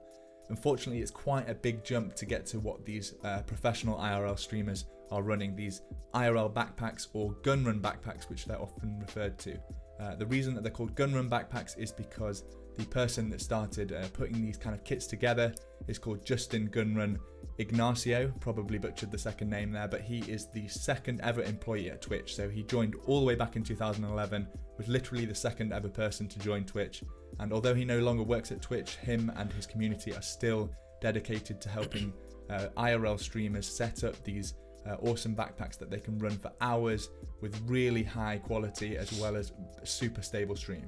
Gunrun actually hosted a panel about IRL streaming at the TwitchCon that I just went to towards the end of 2018, and it's a super interesting talk. I'll leave a link to the VOD down below, as well as a link to his Discord where all of this sort of IRL live streaming community resides, and they discuss new builds and things like that. So a quick disclaimer before we actually get into the gear that is inside this backpack.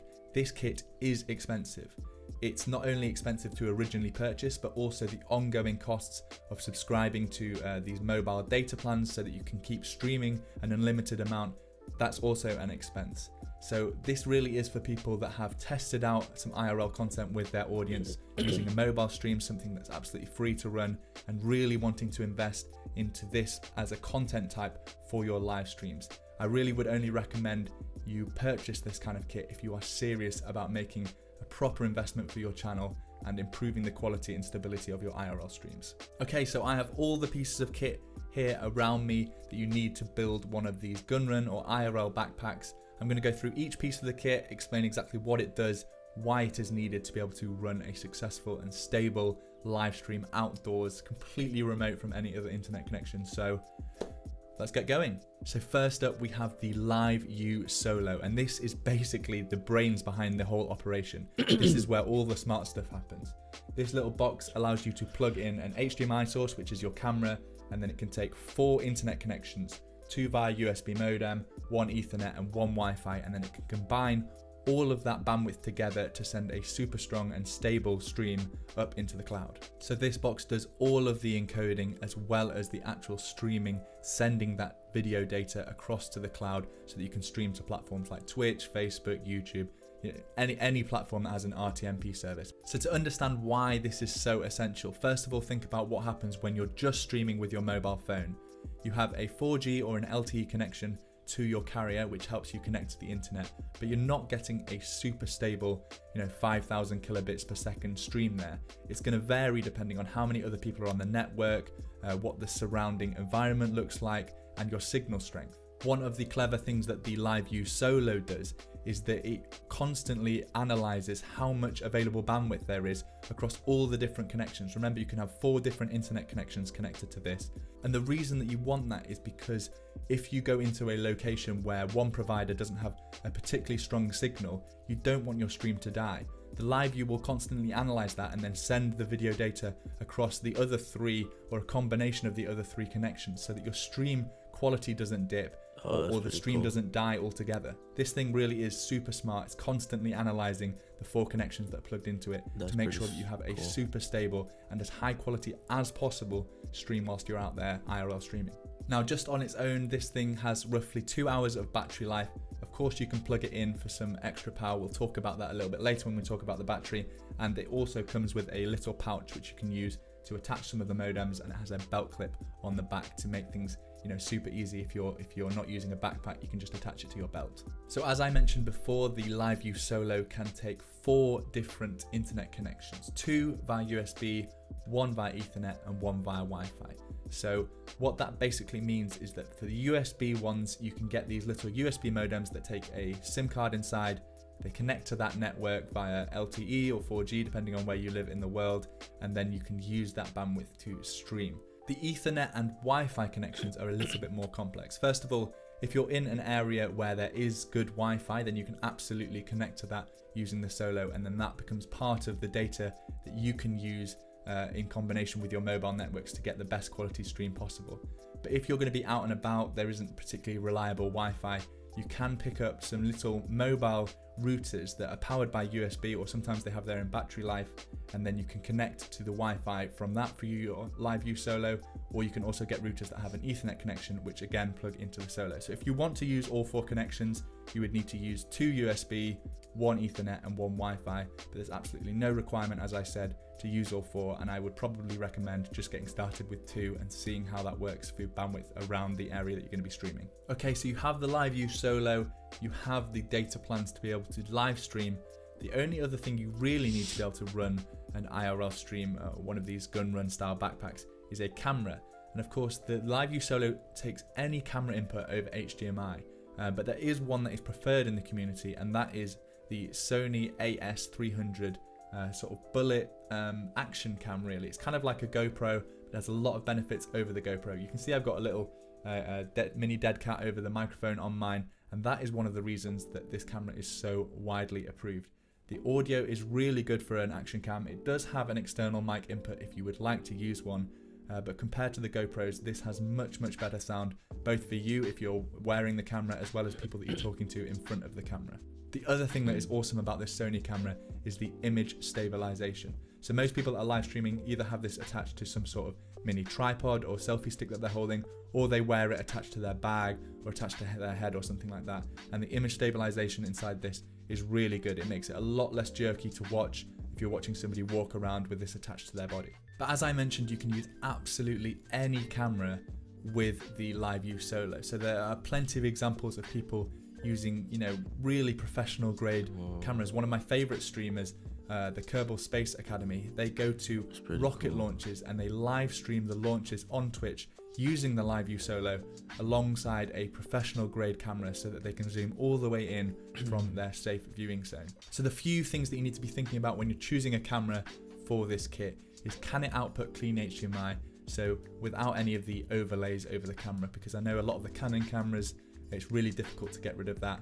Is the output over HDMI also high quality? Is it 1080p, 60 FPS, those kind of things? And finally, if you're going to be doing some long streams, can the camera charge over USB whilst still outputting over HDMI? The Sony AS300 outputs clean HDMI, 1080p, 60 FPS, and it can be charged via a micro USB. So all the ports come out of the back here. There's a good reason why this is so widely used by IRL streamers on Twitch. It really is a fantastic camera at a reasonable price, and the image stabilization and the microphone quality really do separate it from the competition. As I mentioned, the LiveView Solo has roughly 2 hours of streaming battery life, and this camera has roughly 90 minutes of internal battery if you're starting fully charged. So you could go out and run an hour and a half of live stream with your new kit as it is. But if you want to do something a little bit longer, you're going to need an external battery pack. The most common one that is recommended in the gun run and IRL streaming packs is the Power Oak 50,000 milliamp hour battery. Now this is heavy, it is big, but it is also probably one of the best batteries if you're wanting to do a long live stream. And especially if you're using a backpack, put this in the backpack, you shouldn't really have any issues. The main features obviously that you need to have a 12 volt out to be able to power the LiveView Solo. That requires a DC 12 volt connection. And then you need some USB power to be able to keep the camera charged, as well as if you have the Ethernet or the Wi-Fi modems that require USB power too. Now you can certainly use batteries that are smaller, lighter and less expensive than this, but you're obviously just going to get less time being able to live stream. This 50,000 milliamp hour battery version will extend your live stream to roughly 7 to 9 hours. So we are nearly done, I promise. There's just a couple of more things that you need to think about. The backpack, and secondly, the way that you want to actually mount the camera or hold the camera. So if we start with that, you need to think about what your IRL live stream is really going to look like. A lot of people mount the camera to a sort of selfie stick. That way they can have their mobile phone attached to the selfie stick as well and be able to read chat, monitor chat, things like that. You can also very easily turn the camera around if you have it mounted on a selfie stick. The other popular option is to actually mount it to the back. Was that wireless? It looked wireless. Turn it well and be able to read. Oh no, he has cables on it, and then it looks like that cable goes to the backpack. Maybe. Chat, monitor chat. Hey. Stream's really going to look like. A lot of people mount the camera to a sort of selfie stick. That way they can have their mobile phone attached to the selfie stick as well. Is this wired? And be able to.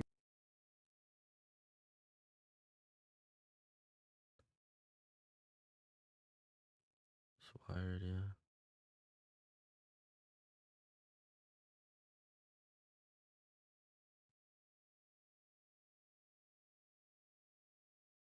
Read chat, monitor chat, things like that. You can also very easily turn the camera around if you have it mounted on a selfie stick. The other popular option is to actually mount it to the backpack itself on the shoulder strap using something like this. This is the Stuntman. What kind of tripod? If you have it monitor chat, things like that. You can also very easily selfie stick as well and be able to read chat. Oh, okay. Chat, monitor chat, things like that. You can also very easily turn the camera around if you have it mounted on a selfie stick. The other popular option is to actually mount it to the backpack itself on the shoulder strap using something like this. This is the Stuntman. action camera mount for backpacks. This just sits on top of your shoulder strap, it attaches with some Velcro, and then you can have the camera attached on top of that. So completely up to you how you want to mount it. You could also go with a gimbal if you wanted some really smooth footage. You could attach the camera to a gimbal, but you have to think and bear in mind that you have two cables coming out of the back of this camera, which is probably going to upset the balance of a gimbal a little bit. Yeah. So that might be a bit more of a tricky option. The final thing to think about is the actual backpack that you want to use. Obviously, if you're going to be using one of the big external battery packs as well as the LiveView Solo, then you probably want something fairly comfortable to be wearing, especially if you're going to be wearing it for 7, 8, 9 hours. So LiveView actually do sell the backpack themselves. If you open it up, you can see there's plenty of ventilation as well as a big compartment inside to put the Solo as well as a battery pack. There's also loads of different holes to be able to route wires and things like that. But you can absolutely just use a standard backpack. The one I've been using is like a North Face Surge one, just a backpack that I already had. Has a few different compartments, fairly well ventilated and super comfortable to wear. So just to explain everything now that I have the kit all lying out on the table here, you have the battery pack, which has a connection going to the LiveView Solo to keep that powered. That's DC 12 volt power. And you also have a USB connection to the camera to keep that powered. Then if you move across to the Solo has two USB modems connected to it, to the USB ports on either side, as well as an HDMI input, which is coming from the camera. So in terms of actually choosing where you're going to stream to from your LiveView Solo, you know, Facebook, Twitter, Twitch is probably the one that most of you are wanting to stream to. That setup takes about 5 minutes, and you only need to do it once when you first receive your LiveView Solo. Once that's actually set up, you can then go live from the Solo with just one button press whenever you want to. So this configuration only takes about 5 minutes. You need to do it first time on setup, and if you ever need to change anything, you can actually access the dashboard and control everything from a mobile phone as well. So it's really been built with the idea that people are going to be out and about when they want to start their live streams. So we have obviously covered a lot of kit that goes into this streaming backpack, and as I said at the beginning, it is an investment, it is expensive, but it's the only real way to be able to get that reliability and that quality for somebody that wants to take their IRL streams much more seriously than just a single mobile phone setup. I'm going to break down the cost of the 4 main components to the setup, which are the LiveView Solo, the camera, the battery, and the data, the modems and the connection to the internet. Those I think are the 4 main components to the backpack. Everything else is sort of customizable, and you know, if you want to mount it in certain ways, so I don't want to break down the cost of all those. But as I said at the beginning, I do have links to everything in the description of this video, so you can go and check the prices at your local store by clicking those links. So firstly, the LiveView Solo, this costs around $1,000 depending on whereabouts in the world you are, but LiveView have distributors and resellers all over the world, so make sure you go through their website if you want to find somewhere where you can source it locally. It is expensive, but this is really the only piece of kit that exists on the market nowadays that does exactly what it needs to do, which is combining all of that data, getting that reliability, getting that quality, and it is a really smart and clever piece of kit. Absolutely an investment, but it's essentially, you know, your computer. It's doing all of the encoding as well as the transmitting across the internet. So $1,000 for the LiveView Solo. The camera I think you can get right now for just under $300, the Sony AS300. There are more expensive models that do 4K and things like that, but this one is so popular with streamers, as I mentioned, for the stabilization and the excellent audio quality. The battery that I was mentioning earlier, the 50,000 milliamp hour version that can power your stream for 7 to 9 hours, retails for around $130 in the US. As I mentioned before, you can certainly get smaller ones, and it's kind of a sliding scale. The bigger capacity battery, the more you're going to be spending. Finally, the mobile data, probably the most annoying and certainly the ongoing cost of IRL streaming. It's really difficult to get truly unlimited data plans, and that's why I would recommend going through a company called Unlimited IRL. Pretty much all of the big streamers use them. They have contracts with big providers all over the world, AT&T, Verizon, Vodafone, all of these companies, to provide truly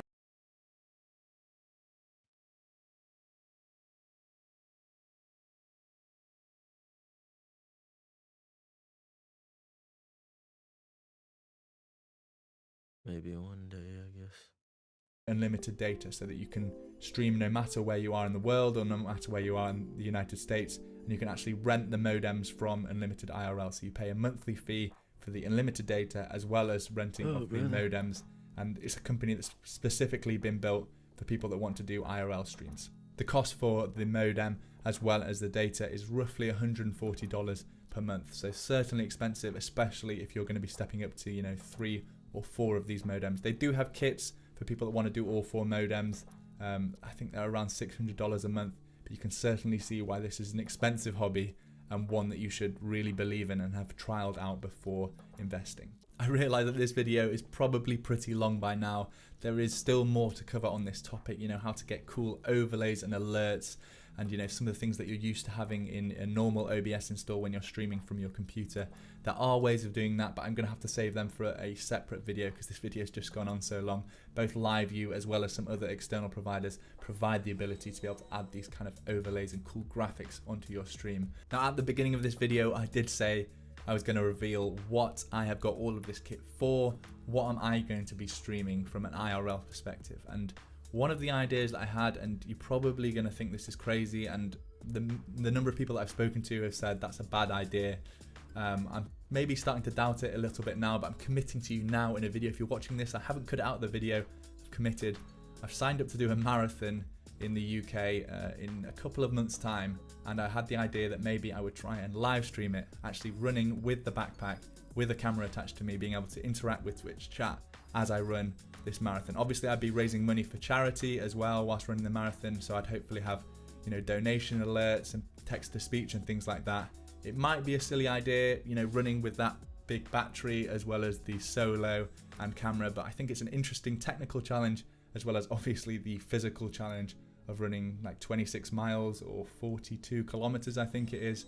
I'm certainly not in the greatest shape in terms of fitness, but I'm going to be live streaming both my training as well as the actual marathon. So if you would like to watch, help support me, you know, talk to me whilst I'm out on these grueling long runs, I would really appreciate that. You can give a follow over on my Twitch page, twitch.tv/gamingcareers, to be notified whenever I go live. And I would really appreciate if people come and motivate me or just chat to me whilst I'm out on these horrible 3-4+ hour long runs. Speaking of thanking people, I would like to thank my patrons this month. These people here have helped me run the Gaming Careers YouTube channel this month by pledging some small support to me across on Patreon, helping me run this full time and keep creating tutorials for you guys. So thank you very much to you guys. If you're interested in becoming a patron, please do go and check out my Patreon page.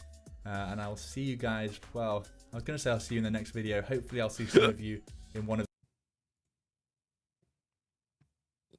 Yeah, that's pretty expensive. What?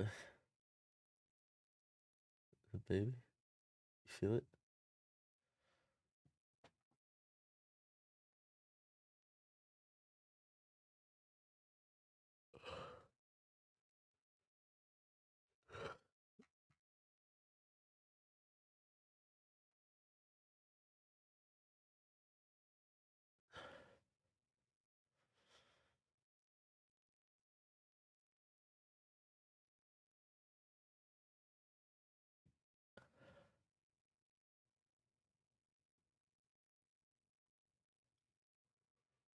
I'm getting tired.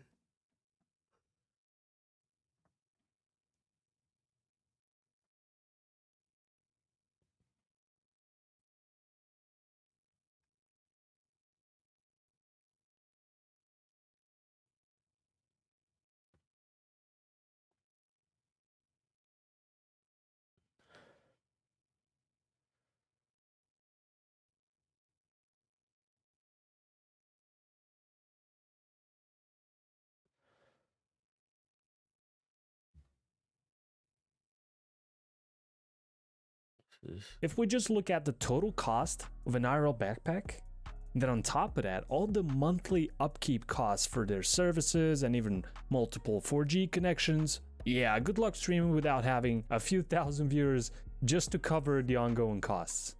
But it's all about to change. If you want to stream from an event or take your audience on a bike trip while maintaining superb 1080p quality with great stabilization, Stay tuned and watch how to build your own lightweight outdoor streaming rig that fits even in your smallest backpack. Let's go! Not only did we manage to match almost all the functionalities of the expensive IRL backpacks, but even heavily beat it in some categories. For example, image quality. We're talking crisp 1080p up to 60 FPS using about 30% less bandwidth. Oh, and the one thing that IRL backpack guys never mention is how heavy and bulky those setups are. Another great thing about our solution is that the software that we're using is 100% free, open source, and available on GitHub. Before we begin, I'd just like to give a shout out to all the EEE community members that made this possible, and most credit goes to Loopy, who led the charge on almost all the streaming software advancements we made in last year. If you'd like to join us and stay up to date with all the new updates, I've left the Discord link in the description. Alright, let's start. You have two main stream flow options when streaming outdoors. The first one is streaming straight from your device to Twitch or YouTube, whether it's a smartphone or a GoPro. That is what the streaming apps offer when you see stream to YouTube and similar. There's a lot of downsides to this, the biggest being when you lose connection, your stream completely shuts off. That's why all the IRL backpacks use paid services to keep your stream live while you're trying to reconnect. Second problem is that you most likely won't have any overlays on your stream, meaning no stream donations, live GPS, etc., except if you're using Streamlabs on your phone. The second option is streaming to a middleman server. In our example, the home PC that you used to stream your usual content with. Your stream PC then takes your camera feed, applies whatever live overlays, custom EQs, and filters you want, then sends it to Twitch or YouTube. The paid services do basically the same thing, but you have to pay ridiculous monthly fees to use those. Not only that, but you can't fully customize them, and they're often limited when it comes to quality options. The most important feature of using a middleman service is that your stream stays live even if your 4G connection dies. Your scene is automatically switched to some video clips, for example, while the audience is waiting. This is huge. The viewer drop-off is almost non-existent even though you're not live at the moment. For these reasons, we'll be building our setup using the second option, making our PC at home effectively a relay server. Not all is perfect. As with every budget solution, there are always trade-offs. The only major one here is using a single 4G connection, but we partially compensate by using a superior contemporary protocol. More on that a little bit later. Now, how do we do all of this? Let's start with the hardware. The camera. This is the only category you cannot save money on compared to the IRL backpacks, and that is because you're going to use the same devices. Now, of course, you could just stream with your phone. It's not the worst idea, and a lot, if not most people do that, but in the long run, this is not feasible. You can't do any action shots, it's hard to mount them, the stabilization isn't as good, and there's certainly a lack of wide and super wide perspectives. Not to mention that your iPhone alone costs at least $1,000, so we can't even treat it as a budget option. We want an action camera with great image stabilization. There's nothing worse than unstabilized footage, it just makes you sick while watching it. The camera also has to have 3 jacks, an HDMI out, a USB power jack, and a 3.5mm microphone jack. Believe it or not, this is a lot to ask from a compact action camera. Hence, the options are very limited. For the most part, it's just GoPro and Sony. I won't get into specifics on which device to choose in this video, we'll do that in another one. For now, let's say we'll spend $400 on the camera. For mounting the camera, you can use whatever you want. An easy solution for a bike stream would be a cheap chesty mount. They'll set you back about $10. Next, we jump to the star of the show, the encoder. This is the TBS 2603 SE, a super tiny beast of an encoder that takes the HDMI video and audio and encodes it with X265, also known as HEVC. It goes about $230, which is funny for how much value this provides. It uses up to 30% less bandwidth, meaning you can get the best looking stream footage possible without overflowing your bandwidth. The LiveView Solo, for example, can only do X264, which means it produces lower quality than the TBS actually. The problem with using X265 is that you cannot stream that directly to Twitch nor YouTube, as they don't fully support the new codec yet. But that's where the middleman Stream PC comes into play, and I'll show you how we managed to deal with that in a bit. But how do you power this encoder? It doesn't have a battery, it only has a 5.5mm jack. Well, this is something that I've been experimenting with for a while. I've found a very cool universal solution. You see, a lot of devices like this work with 12-volt power. Your USB power banks typically output 5 volts. Now, in order to keep the form factor small and stay within a certain budget, it'd be convenient if you could use the normal phone power banks you have lying around. Well, you can. You just need the proper cable. This is a step-up cable, a 5-volt to 12-volt to be specific. Now, these cheap Chinese cables cannot handle much current, meaning they're only good for about 800 milliamps. Luckily, the max power of the encoder is only 6 watts, so we're within the cable's limits. However, you have to make sure that your power bank can output at least 2 amps at all times, otherwise it may not be strong enough. But again, most power banks nowadays can handle that. This is such a great hack that saves you a lot of money, space, and weight in the backpack. Because the alternative that almost all IRL backpacks have to use is this: a $135 12-volt monstrosity of a power bank. It's not only gigantic, but you can't even take it on a plane because it's treated as a bomb due to its capacity. Since the encoder needs an Ethernet connection, you'll need a 4G mobile router that has an Ethernet port.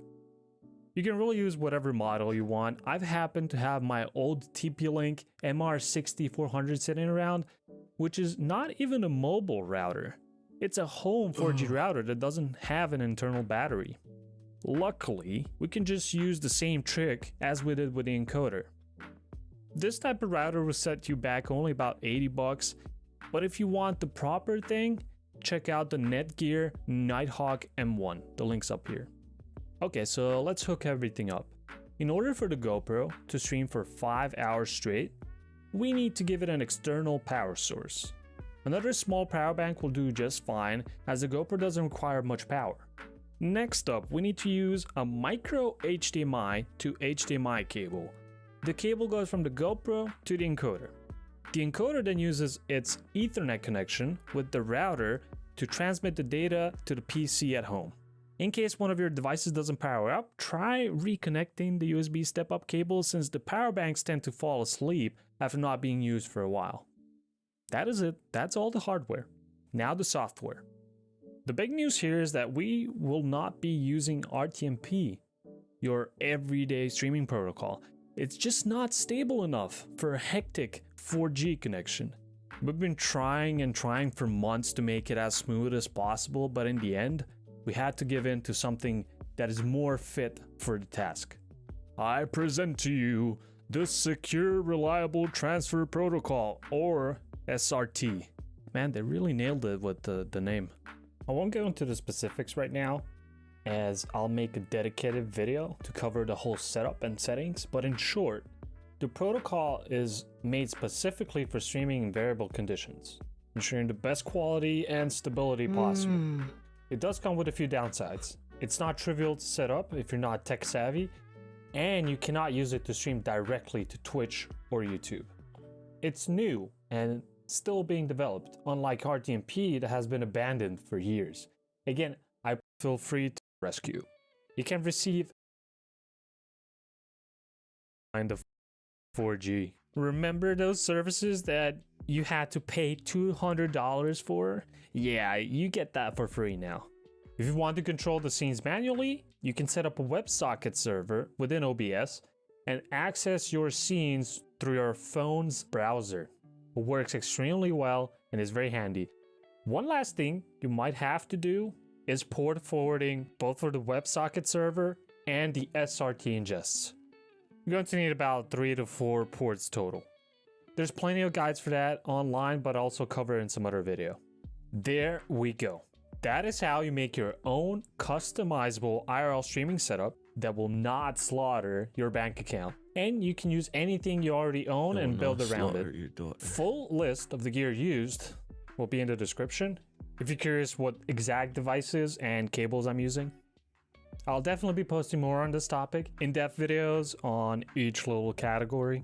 So please hit the subscribe button and let me know in the comments what you think of all of this. Maybe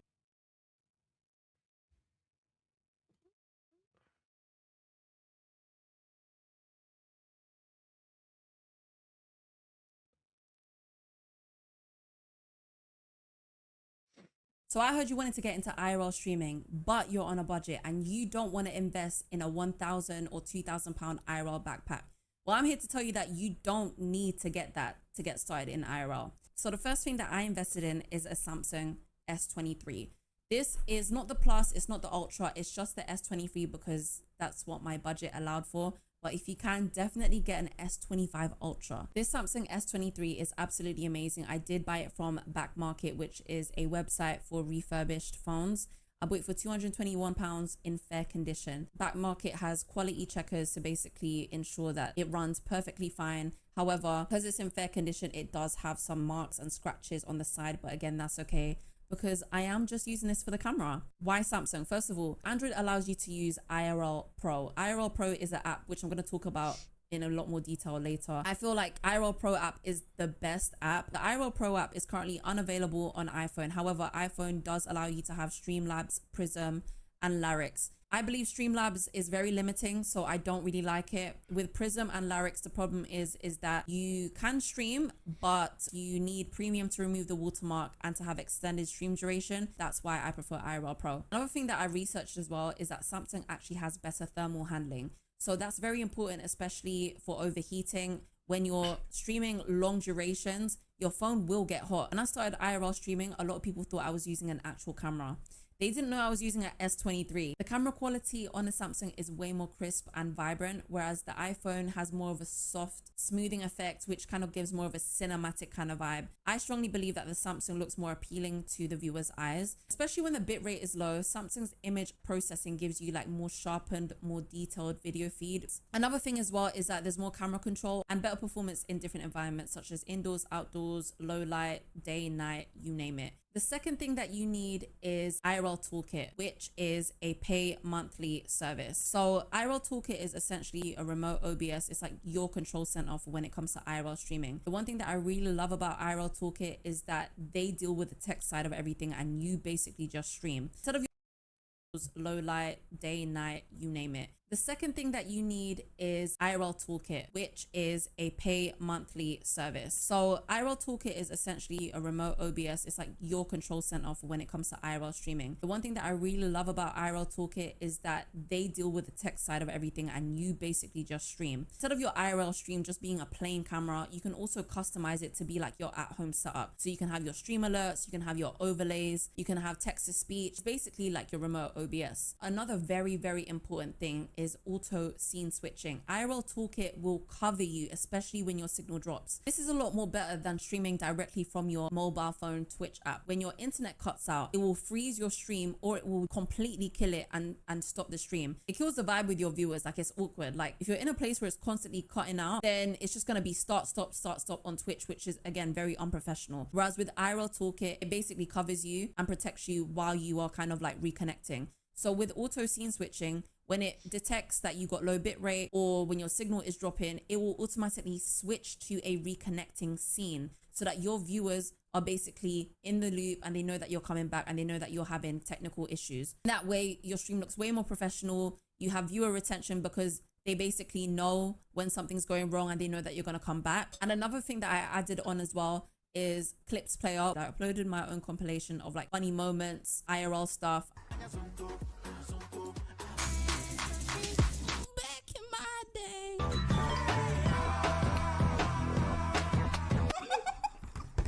And and I put that so that when people are waiting for me to come back, they're going to be entertained. So onto the IRL Pro app. A really good thing about IRL Pro is that it works very smoothly with IRL Toolkit. It allows you to use custom RTMP, which is what is going to allow IRL Toolkit and its features to work on your IRL stream. So you're going to definitely need an app that allows you to use the RTMP URL that IRL Toolkit will provide for you. Your IRL Pro app will basically work as your ingest. What does that mean? It connects to a server that IRL Toolkit sets up. So essentially, when you're on your IRL Pro app and you press the play, it will send the feed directly to IRL Toolkit. IRL Toolkit is what's connected to your Twitch. So when you press start on your IRL Toolkit, that's when it will send it to Twitch. You're basically able to test your quality even before you go live on stream, which is perfect, especially for countering any tech problems. Another great thing that I really love, again, like I said, this is all free, but you can fine tune your video and audio settings. So you can choose your resolution from 720 to 1080p.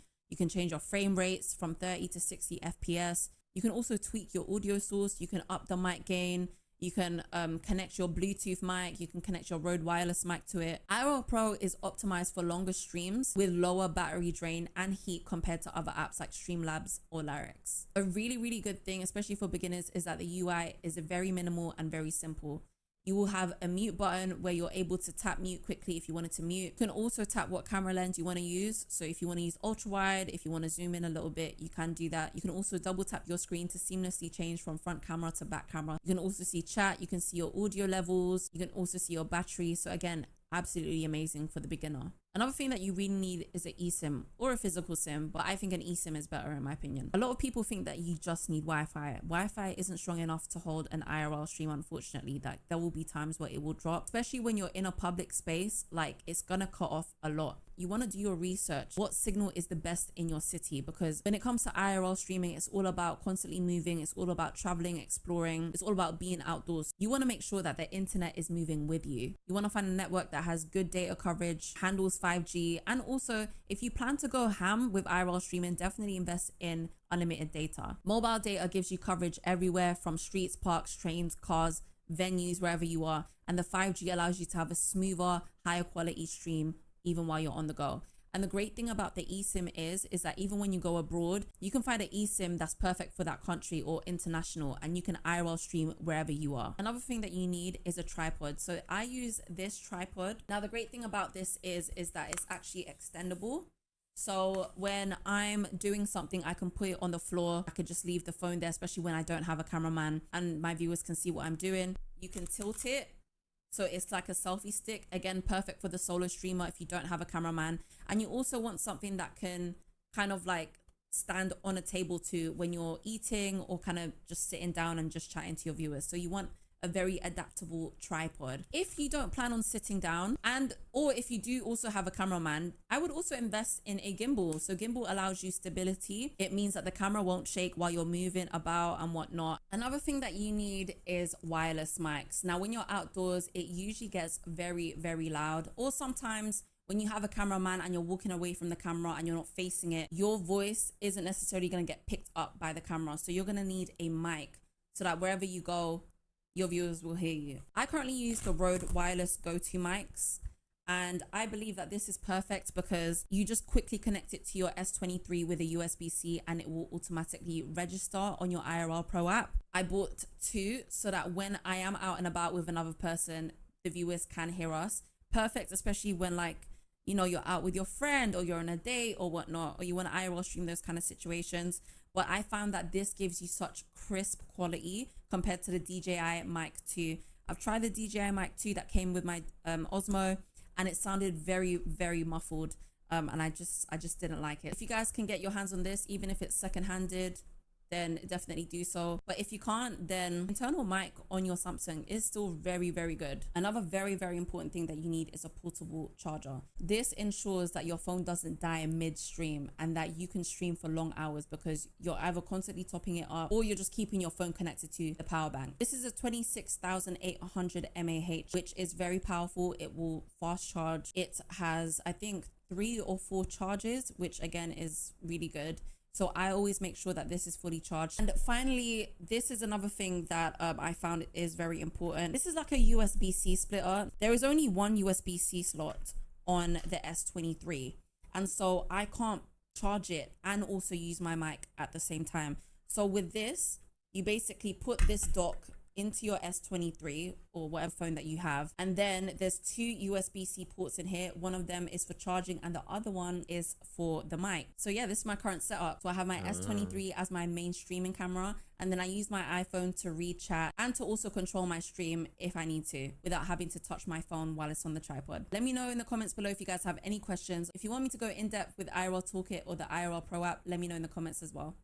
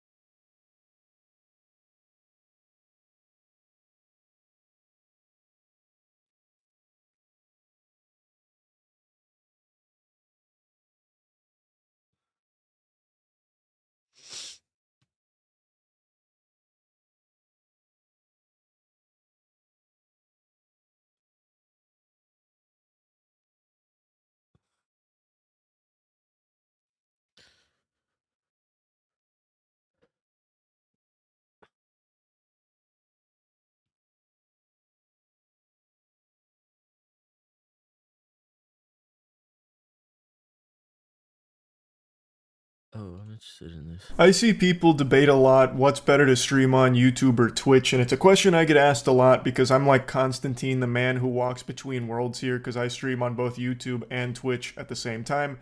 I multi-stream. I am the future. I'm the chimera. There's pros and cons to each platform, but if you do both of them at the same time, you create the perfect stew. It's the chemical X to streaming. I have said since switching to multi-streaming, every single person should be multi-streaming. Contracts don't exist anymore except for on Kick, and even that I think is gone. There are no Twitch contracts. There are no YouTube contracts. They've gone extinct, like the saber-toothed tiger. You know, like they have wiped their ass with contracts to creators. So I think you are making a big mistake if you just marry yourself to one of those platforms instead of just doing both, because you can. When people talk about this subject, they only give like the basic rundown, like the nutsack summary of pros and cons. I haven't seen anyone really go over numbers. I'm gonna go over numbers. And I really think that the numbers here tell a very complete story of why multi-streaming should be the norm for streamers. It's in their best interest, and for viewers too, because then viewers have a choice on, do they want to watch it on Twitch where they're going to have a much more interactive chat experience, or do they want to watch it on YouTube where they don't care about the chat experience because it's a lot more dog shitty there. It's basically non-existent chat culture on YouTube streaming, but the playback is a lot smoother, a lot higher quality, and you can rewind it, which is a nice quality of life change. Also, it's a lot better on mobile. Twitch on mobile has been a fucking disaster for me for as long as I've tried to watch Twitch on my phone. Also, the ads on Twitch, they're getting outrageous. YouTube streaming doesn't have nearly as many ads, which is a nice breath of fresh air. Like, there are real pros and cons to both, but these are just the basics. And these talking points have been worn out more than my bussy after eating anything with spice in it. Okay. So I'm not just going to be Baby Bird vomiting the same talking points you've heard a million times. Instead, I want to show you the numbers.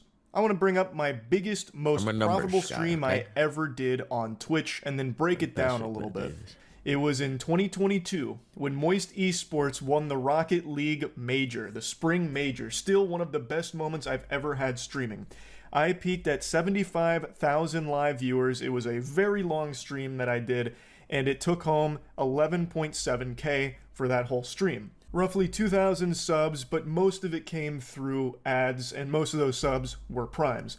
Subbing on Twitch is far more common than members joining on YouTube. Membership on YouTube is the equivalent of a Twitch sub, where someone on YouTube pays $1. So like a tier 1 sub on YouTube for my channel is $1. On Twitch the minimum's $5, but it's the same concept. You pay money and it's a subscription basically. And that is so much more common on Twitch. So 2,000 subs on that Twitch stream is more than I've ever got through a YouTube live stream by a large margin. And 11.7K is the most profitable stream I ever had in my entire 7 years on Twitch. I actually streamed on Justin TV before it became Twitch. I used to do like World at War Zombies on there and shit, but then I took like a long hiatus and then came back in like 2016. But this was the biggest stream I've ever done. I then switched to multi-streaming last year. And what I've learned is Twitch is much higher potential to earn money while live than YouTube, and it's because of things like the Twitch Primes, which have become a pretty integral part of the Twitch ecosystem, and ads. Twitch actually has more ads than YouTube, and thus, since more ads are playing, that's more money being generated from those ads to the streamers. There's so fucking many ads on Twitch. They pump ads out the wazoo, and they are so intrusive. I wouldn't be surprised if in the next couple of years Twitch integrates a system into their player that has like eye tracking capability, so if a viewer looks away during an ad break, it'll pause the ad till their eyes are glued right back to it to finish the ad. It's brutal, but it does have higher earning potential while live for those streamers that have all of these ad breaks that are going on. So Twitch has a higher earning potential through live content. And the VODs on Twitch don't make any money. Like, they just don't. I don't even know if they're fucking monetized. And if they are, I don't know if streamers even see a penny of that. Like, not a single one of those fucking clams makes it to a streamer's pockets through the VODs. But on YouTube, it's a totally different story. Yeah. My most successful stream on YouTube isn't the one I just had at the Game Awards with over 110,000 live viewers, which is my biggest stream by viewer metrics. The most profitable stream I've ever done, the most profitable anything I've ever done, is this stream right here, my Starfield stream. During the stream, I had 31,000 average viewers with a peak of 38K, which is a big stream. That is a big stream for me. It's actually more average viewers than the Rocket League one, but the Rocket League stream not only was a longer stream, but had a higher peak, and thus you would expect make more money because of the ads and the subs that came through. Well, what if I told you that's not the fucking case when it comes to YouTube streaming? Because this Starfield video actually made $84,000. 84,000 with over 110,000 live viewers, which is my biggest finish the ad. It's brutal, but it does have higher earning potential while live for those next couple of years. Twitch integrates a system into their player that has like eye tracking, and thus, since more ads are playing, that's more money being generated from those ads to the streamers. There's so fucking many ads on Twitch. They pump ads out the wazoo, and they are so intrusive. I wouldn't be surprised if in the next couple of years Twitch integrates a system into their player that has like eye tracking capability, so if a viewer looks away during an ad break, it'll pause the ad till their eyes are glued right back to it to finish the ad. It's brutal, but it does have higher earning potential while live for those streamers that have all of these ad breaks that are going on. So Twitch has a higher earning potential through live content. And the VODs on Twitch don't make any money. Like, they just don't. I don't even know if they're fucking monetized. And if they are, I don't know if streamers even see a penny of that. Like, not a single one of those fucking clams makes it to a streamer's pockets through the VODs. But on YouTube, it's a totally different story. My most successful stream on YouTube isn't the one I just had at the Game Awards with over 110,000 live viewers, which is my biggest stream by viewer metrics. The most profitable stream I've ever done, the most profitable anything I've ever done, is this stream right here, my Starfield stream. During the stream, I had 31,000 average viewers with a peak of 38K, which is a big stream. That is a big stream for me. It's actually more average viewers than the Rocket League one, but the Rocket League stream not only was a longer stream, but had a higher peak, and thus you would expect make more money because of the ads and the subs that came through. Well, what if I told you that's not the fucking case when it comes to YouTube streaming? Because this Starfield video actually made $84,000.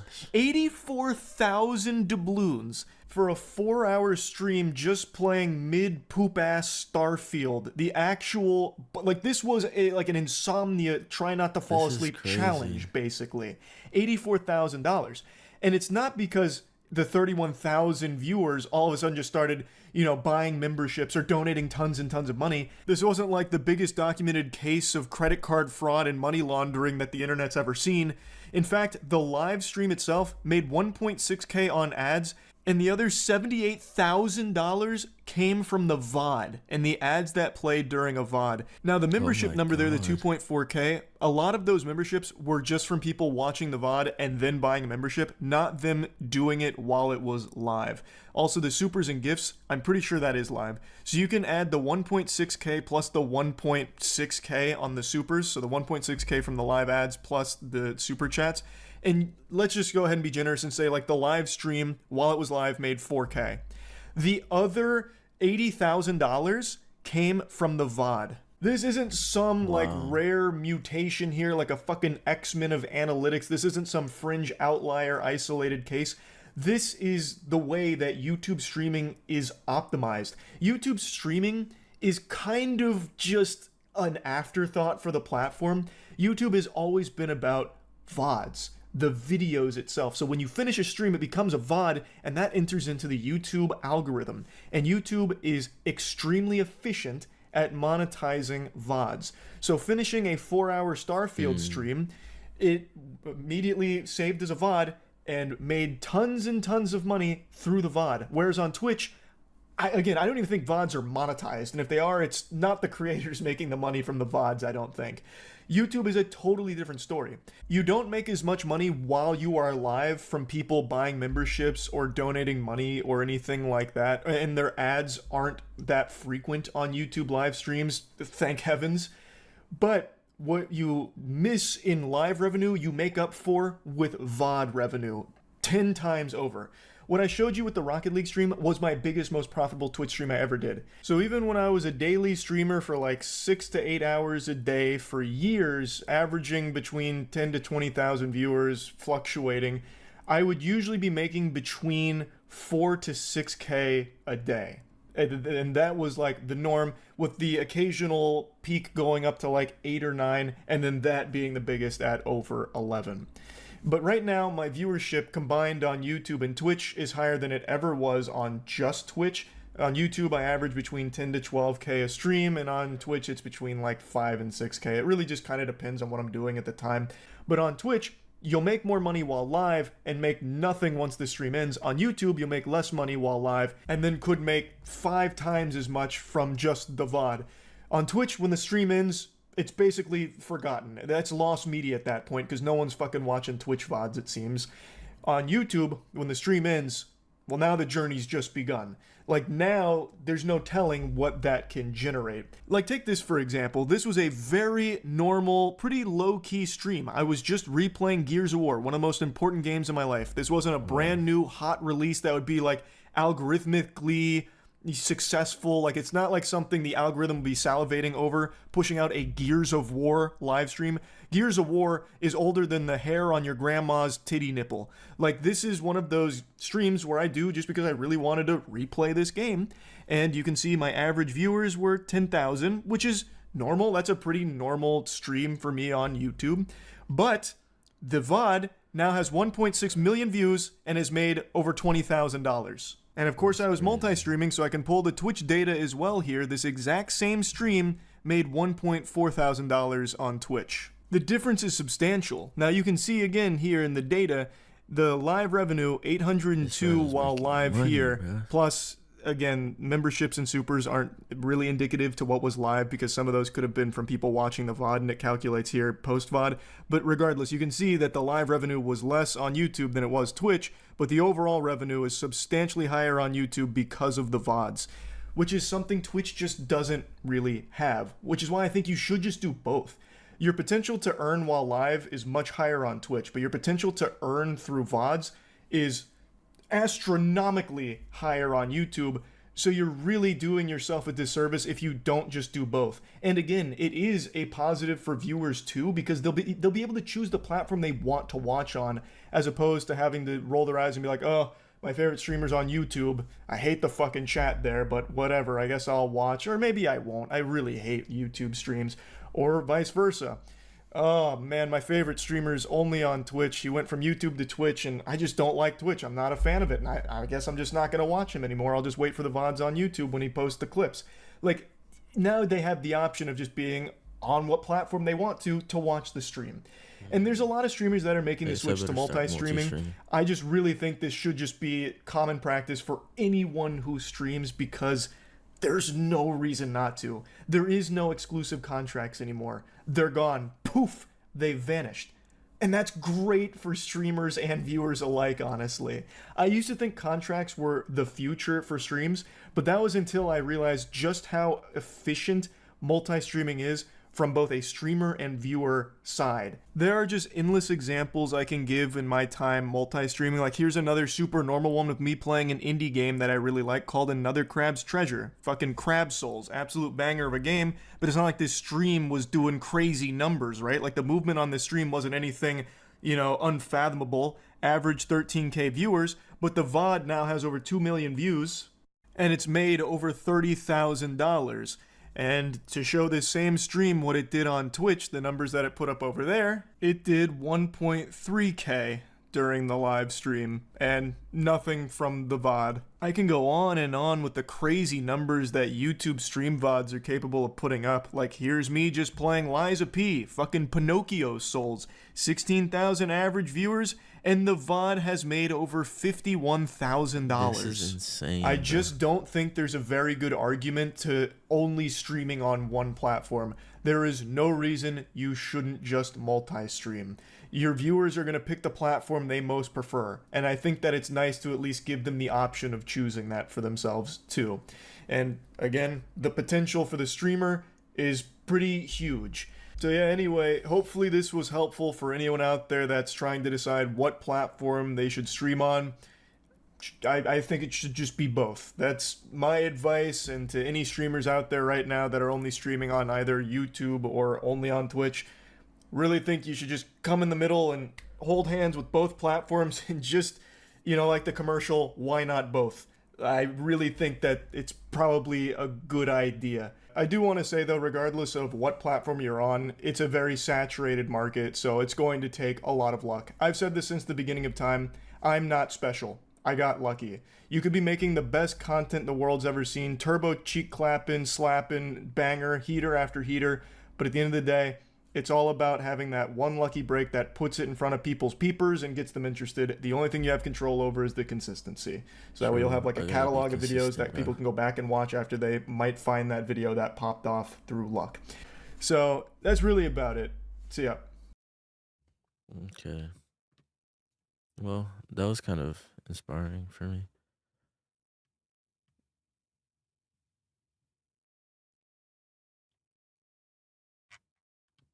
I wonder how much my other my other live did.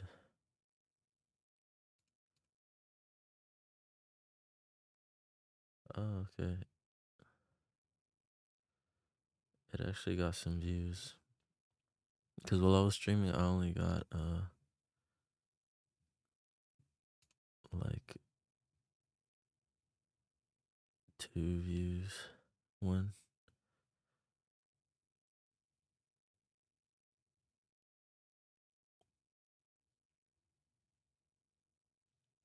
Get suggested to people.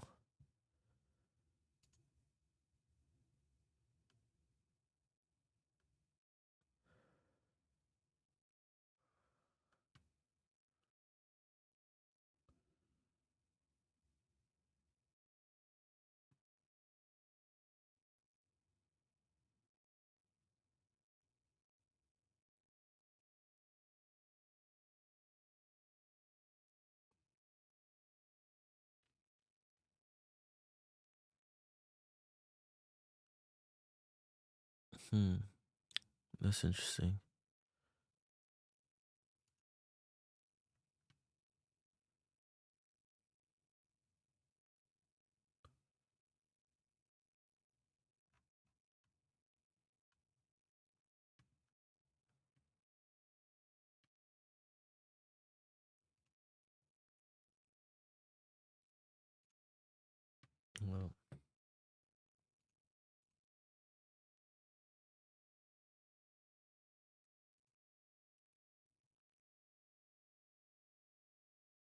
Oh, look at that. Who's that?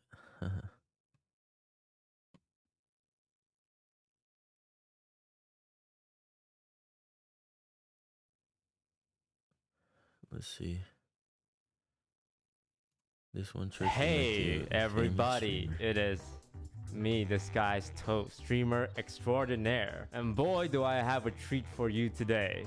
I'm gonna be teaching you the #1 secret to becoming a famous Twitch streamer. I've seen a lot of videos and guides and threads and discussions. But there's one problem with the majority of these guides. They are all written by very irrelevant individuals. It's like taking advice on how to play basketball from someone whose biggest achievement is beating kids at a playground. And now, the Michael Jordan of streaming is here to teach you directly. So forget everything you've ever heard from anyone else, because I have the only true advice, and that is to not stream on Twitch. But let me explain what I mean by that. You should never begin your streaming career by making a Twitch account and just starting the stream, because you will not get any viewers. You guys know how bad the Twitch discovery system is? I'm saying this despite yesterday signing on to Twitch on a platform deal. So Twitch, if you're watching, I apologize. Your discovery system is shit. Let's go over to twitch.tv for a second. Let's click Minecraft. How do I find a streamer? Chances are I'm gonna check the top 3 or 4. 10K viewer, 500, 130, 600, 200, and this is recommended for you. Most people sort by high to low, because if there's a lot of people watching, that means the content's good. And if you're starting, how many viewers do you have? 1, maybe your girlfriend has your stream open. 2, if you convinced your friend. 3, if you have that one viewer who's just really likes the one-on-one personal connection. What you guys don't see is the thousands and hundreds. I am just scrolling. Hundreds, thousands. You guys do not understand just how many no viewer streamers there are. You guys don't really see this because nobody goes and scroll through this. They stop at the first 2 pages. So as a streamer, why do you think if you just start your stream that people can discover? You can have great content. I am not saying if you have no viewers, you have bad content. I'm just saying if you have no viewers, it's really hard to even find you on Twitch. We've gone through at least 1,000 Minecraft streamer. I guarantee you like 5 of them are entertaining and deserve a lot of viewers, but they cannot be found. It's just not possible. There's no talent scout. There's no Twitch employee that is getting paid a salary to go through all these streams and be like, oh, this guy's pretty great, so let's boost him or whatever. So if your strategy to becoming a streamer is to just start streaming and pray for the best, it won't work. You would require luck, like someone else to come along and be like, hey person, your content's great and I want you to like collab with me. So I always say, if you want to start content creation, specifically streaming, to never start streaming as your first plan of action. Fortnite is another big one, because with Fortnite you get a lot of young kids who are streaming from the PlayStation, the Xbox, and the Nintendo Switch. There's actually a huge console audience. We don't really talk about them when it comes to streaming, because most streamers stream off, like 90% of streamers stream off PC. Right? There's one asshole in chat that said something. Toast, not everyone cares about viewers. Well, this video is how to become a famous streamer, not how to stream on Twitch, okay? Thank you. Yeah, some people do it for a hobby and they do it for what they love. Great. Shut up. Thank you. Let's go back to Fortnite. This isn't to illustrate like, oh, look, they have no viewers. It's more just there is so much streamers out there. Like when you think streamer, you're like XQC, Saikuno, Lily Pichu, Pokimane. You don't see the hundreds and thousands of people trying. And I really want to talk about this because you know what? Each of them went out and bought a webcam. $100. They bought a microphone. $100 on the low end goes up to $400 for these. These are the industry standard, the SM7B, and then a mixer, which is like $200 to $300. A PC that can run a game and stream it. What, 2K, 3K? Internet, software, Elgato lights, and like, hey, streamer, you need this product to stream. You need this. You need better lights. Yeah. The whole setup's gonna run you 6K, but you'll have a banger stream setup. Now, multiply all that product, all that cost by all these streamers. That is so much money, so much time, and so much effort. And if you like watch some of these streamers who are trying to become a big streamer, they stream a lot. They stream hours, 5 hours every day for like the last few months. I'm talking about people who are trying to be a streamer. Because if you are entertaining, if you have talent, and if you are a good streamer, it would be a shame to not be able to showcase that. But if you're spending all your time and money doing a strategy that won't get you noticed, it's a waste of talent. I'm glad the algorithm like gave me this video. This one should go. I guess the algorithm wants me to win.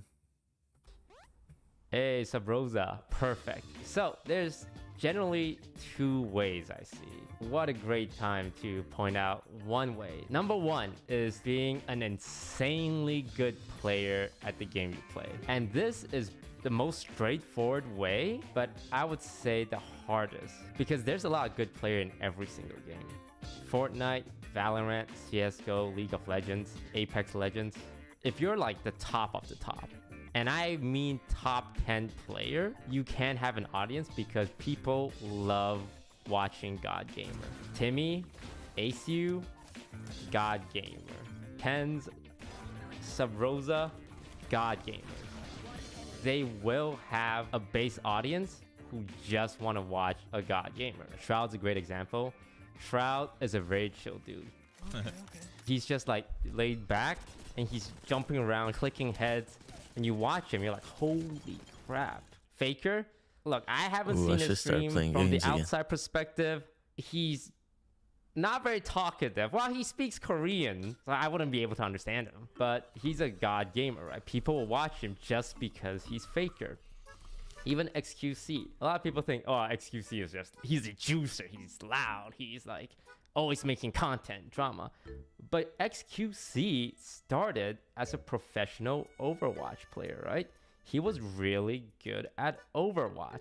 And that got him some attention from like Moon. But it was his skill and his personality that kind of set him apart. But even before that, I'm pretty sure XQC was trying to stream League of Legends to very little viewers at the start of his career, because I remember seeing a clip of him from like years and years ago, and he got like a big boost from Overwatch. Ninja, people think he was just really good at Fortnite, but no, Ninja started in Halo. He was a competitive Halo player, and when he played Fortnite, he had viewers watching him. I think he went from Halo to H1Z1 and then Fortnite, right? But he was just really good at the games he played. Very straightforward. Become a God Gamer. Problem with that is it's really hard because there's a lot of good players. As gaming become more and more popular throughout the years, I've tried playing Fortnite. I get rolled by 12-year-olds coming home from school, and they take off their backpack, they get their little sippy juice, and they play Fortnite every single day. And they're building the Eiffel Tower while I'm in my 1x1. And they just absolutely destroy me. God, these Zoomers, man, these Zoomers. And that's not even like a good kid player. That's like an average kid player. It is really hard. But if you are lucky enough, or if you train enough to be one of these top 10 player in the game of your choice, you will have an audience. And you don't necessarily have to be entertaining. Being entertaining is a huge plus though. That's one of the things Hearthstone always struggled with, is you had a lot of great Hearthstone player, but 90% of them are boring as shit. Which is why it was easy for me, above average player, to kind of like differentiate myself. Because here comes a guy who is half decent at the game, but is actually entertaining, right? Number 2, which is the option everyone should go through, and the way I did it, is building up a presence on another platform. YouTube is my favorite. I like Reddit. By the time TikTok came out, I was already famous, so I couldn't like use TikTok to become famous. Ludwig has an amazing video that you guys can check out. Editor, put up a link somewhere. But Ludwig did a video where he dropped a video on a completely anonymous YouTube channel. He had an advantage of knowing what sells, what's clickbaitable, but those are things people can learn. You can learn to clickbait by looking at YouTube videos. Like if you're interested in Hearthstone, look at Hearthstone videos. If you're interested in Fortnite, look at Fortnite videos. So what Ludwig knows is streamer videos, streamer highlights, streamer recaps, streamer drama. Like he did a video about Mizkiff, brand new channel, 0 subscribers, and then he donated to Mizkiff to get a reaction out of him. These are things you don't need an existing fan base for. How I got started was I made statistical analysis on Hearthstone cards. And I'm talking even before my YouTube. I did something actually similar to Ludwig. 7 years ago, sheesh, I was 23. This was after a year, like 1 or 2 years, Hearthstone's been established. So I wasn't like the first guy on the Hearthstone scene. You had your Crip, you had your Trump SC, your Reynad, and here I am, complete nobody, trying to make content. And the first thing I did was, it might not make any sense to you guys, but all I did was compile 9 new cards from a new expansion set. That's it. It's like, oh, there's these 9 new cards and they're pretty cool. Let me post it on the subreddit, right? Now, anyone can do that. I just took 9 pictures and put it together. Anyone can do that, but it's neat content. It's like, if you're a big Hearthstone fan and someone presented you that, you're like, oh yeah, I would love to like see what the new cards are. After that, I try to do something a little more original. So I did an analysis on Hearthstone decks. For those who don't know, Hearthstone's a card game, and you have 30 cards in one deck. So I looked at professional decks, writing off people who are popular. These are all popular Hearthstone streamers. Forsen, Kalento, Reyna, Strifecrow, Savish. All big Hearthstone streamer. I just look at the decks. I look at what's in common, their mulligan statistics, like what wins more, what wins less. And I wouldn't say this is the most amazing graphic design. I just learned a little bit to present information in a fun way. And I did this for about a year, and then I dropped my first YouTube video. Now, by then, after 1 year of doing this, people didn't know who I really was. They just knew it's like, oh, that's the guy who posts math on Reddit, right? And this is the video. It's not like, look at me playing Hearthstone and being good at it. Okay, let me play it.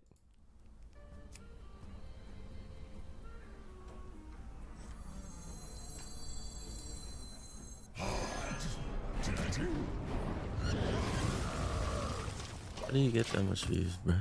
14-second video, 500,000 views. It was a funny Easter egg, right? And people watch that stuff on YouTube. Like people watch arcane Easter eggs, Marvel movie Easter eggs. People like finding little trivias here and there. I knew that, and I found a little Easter egg in Hearthstone, and I just presented it. It's like, hey, here's a funny thing. I also did something similar to Lud, where I made a quiz, a Hearthstone quiz. Lucky enough, someone, not me, I swear to God it was not me, showed it to Crip, who was the biggest Hearthstone streamer at the time. And he just did the quiz, and I took his reaction and posted it on my YouTube video, right? That's how I got started. And when I first started streaming, I had 100 viewers. Not a lot, but enough to be like, hey, 100 viewers, we know who that is. That's the math guy. I didn't hit my boom until my face review, and I didn't hit another boom until TFT, and I didn't hit another boom until Among Us. But I had a small platform, and that's what a lot of new streamers should aim to do. The YouTube algorithm is good. The TikTok algorithm is good. The Twitch algorithm is terrible. People always say this thing too. As long as you're consistent, you'll get viewers. And I always say, if you're consistently bad, you can be the most consistent person in the entire world. If you're consistently bad, you're not getting viewers. And I feel really bad because some people hear that, and I would check the streaming history, and it would be 8-hour streams every day for the last year, and the dude is averaging 2 viewers, and I'm like, it it breaks my heart. I'm talking about, once again, people who want to be That's me right now. If you're happy I got 0 with viewers. 1 viewer, 2 viewer, and just doing I your got 0 thing, viewers great. right Be now. happy with that. Nothing wrong with that. But I think a lot of people stream on Twitch because they want to be somebody. They want to be a streamer. They want to have an audience, a community to watch them play games. And it's a beautiful dream, right? But you gotta do the right thing to achieve it and not waste your time, not waste your money on things that won't make a difference. So that's my advice. If you want to be a big Twitch streamer, don't start streaming on Twitch.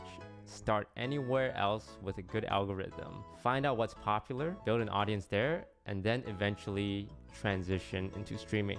Once you've given people a reason to care about your content, you have to set yourself apart from everyone else. Good luck. Fucking nailed it. Nailed it. Okay.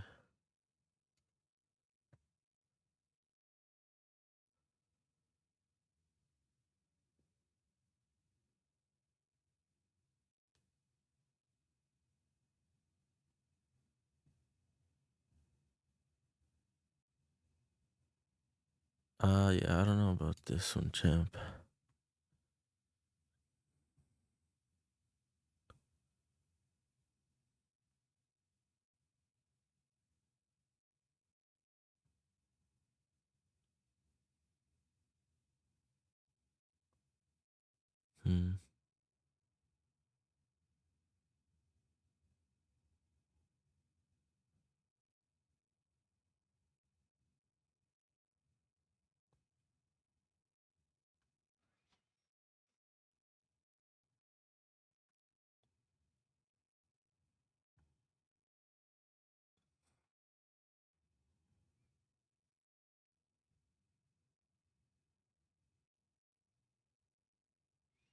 I'll be right back. I need to use the bathroom.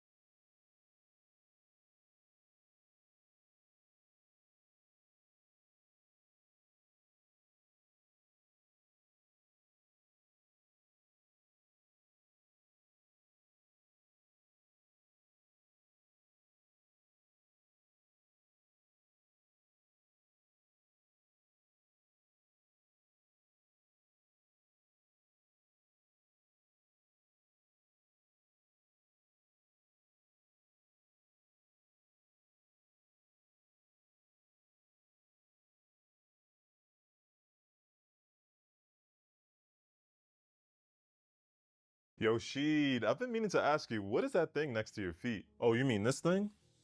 This is the Elgato Stream Deck pedal. What do you use it for? Driving games? Nah, I use it to map different functions of my stream to each of these 3 pedals here so I don't have to take my hands off the controller or keyboard when I'm intensely gaming. Like if I press and hold this pedal in the middle, I set it to mute my Discord mic so I can talk to my stream chat without my party chat hearing me during the game. Or if I press this pedal on the left here, it'll automatically save a clip of my stream so I can edit it and post it later. Wow, I've never thought of using something like that before. Please don't tell me it's expensive. Yeah, it costs $90 brand new, which is kind of expensive, but I like that it works well with all of the Elgato software. Yo, Sheed, I've been meaning to ask you, what is that thing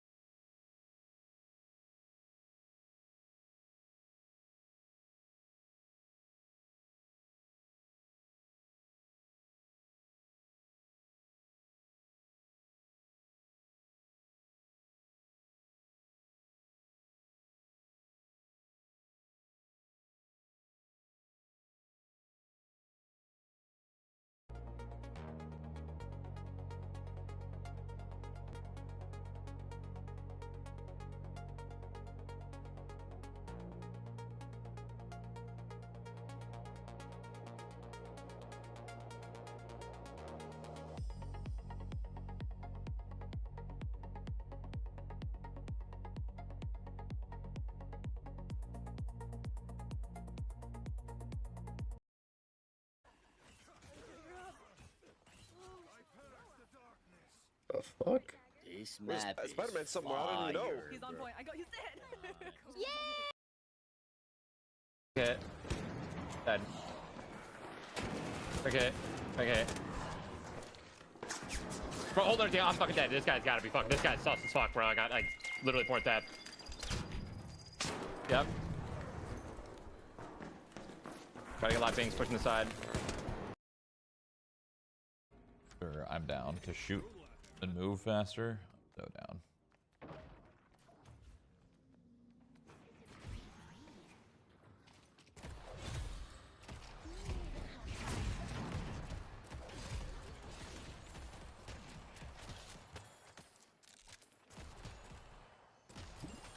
That's what Fleetfoot does, right? I move and shoot faster? Or is that a different item?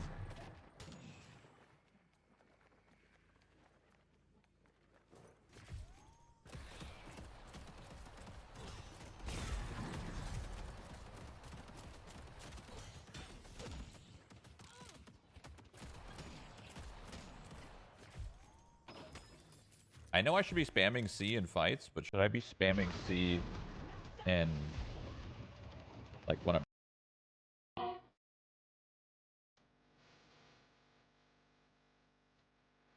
Alpha right now.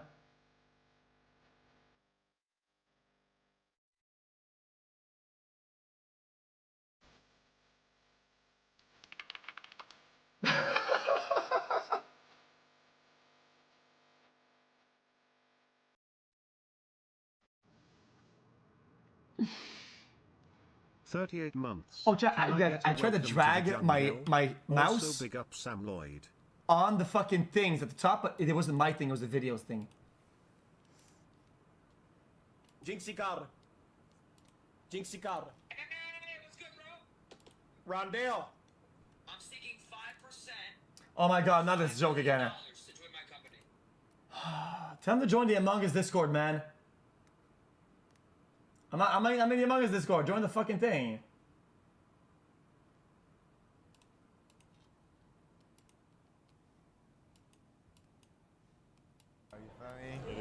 It's good to see you though, bro. You feel me? You been good?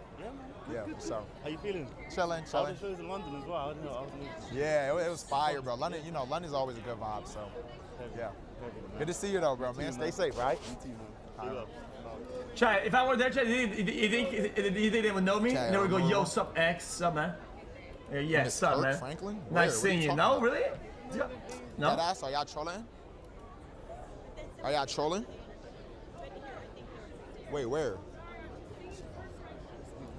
Oh. Well, if they calculated real engagement, I would be the most. I would be the biggest person there. The poorest in the room X. Yeah. With the part, right? Because this is with all the bots. Wait, where did Leon go? I was about to say what's up to bro. I met him before though. Should I say what's up to Kirk?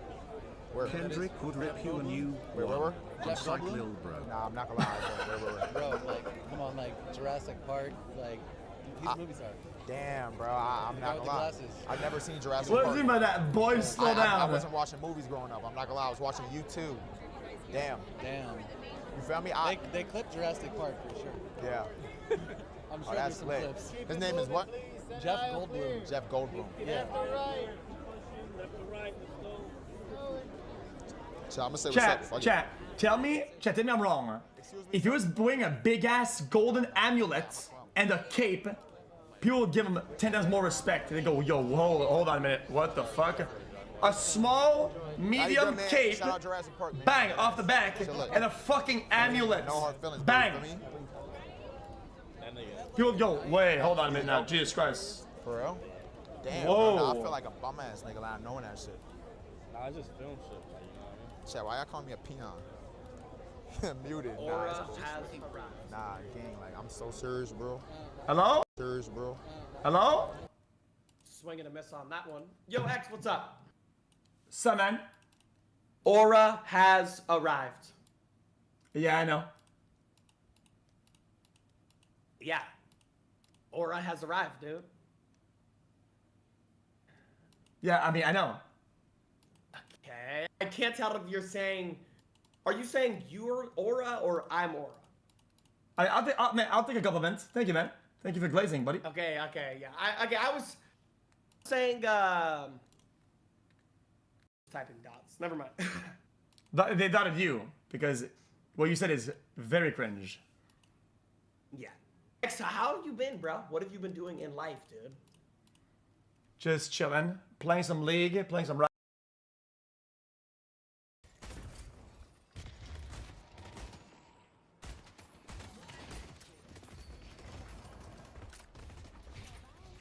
Enjoy your stay.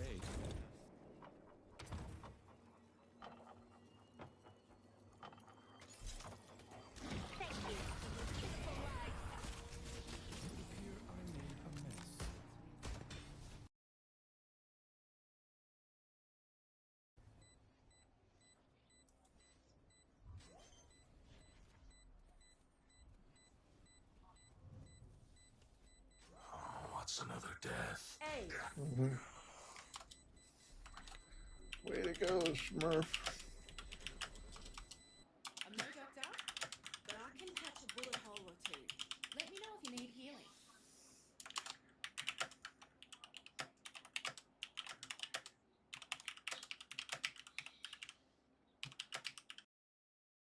Wait, what do you mean I'm below average for Scrandal? Wait, what are you talking about? What? This can't be real. This can't be real. What? Wait, hold on. Yo, well, usually I have at least a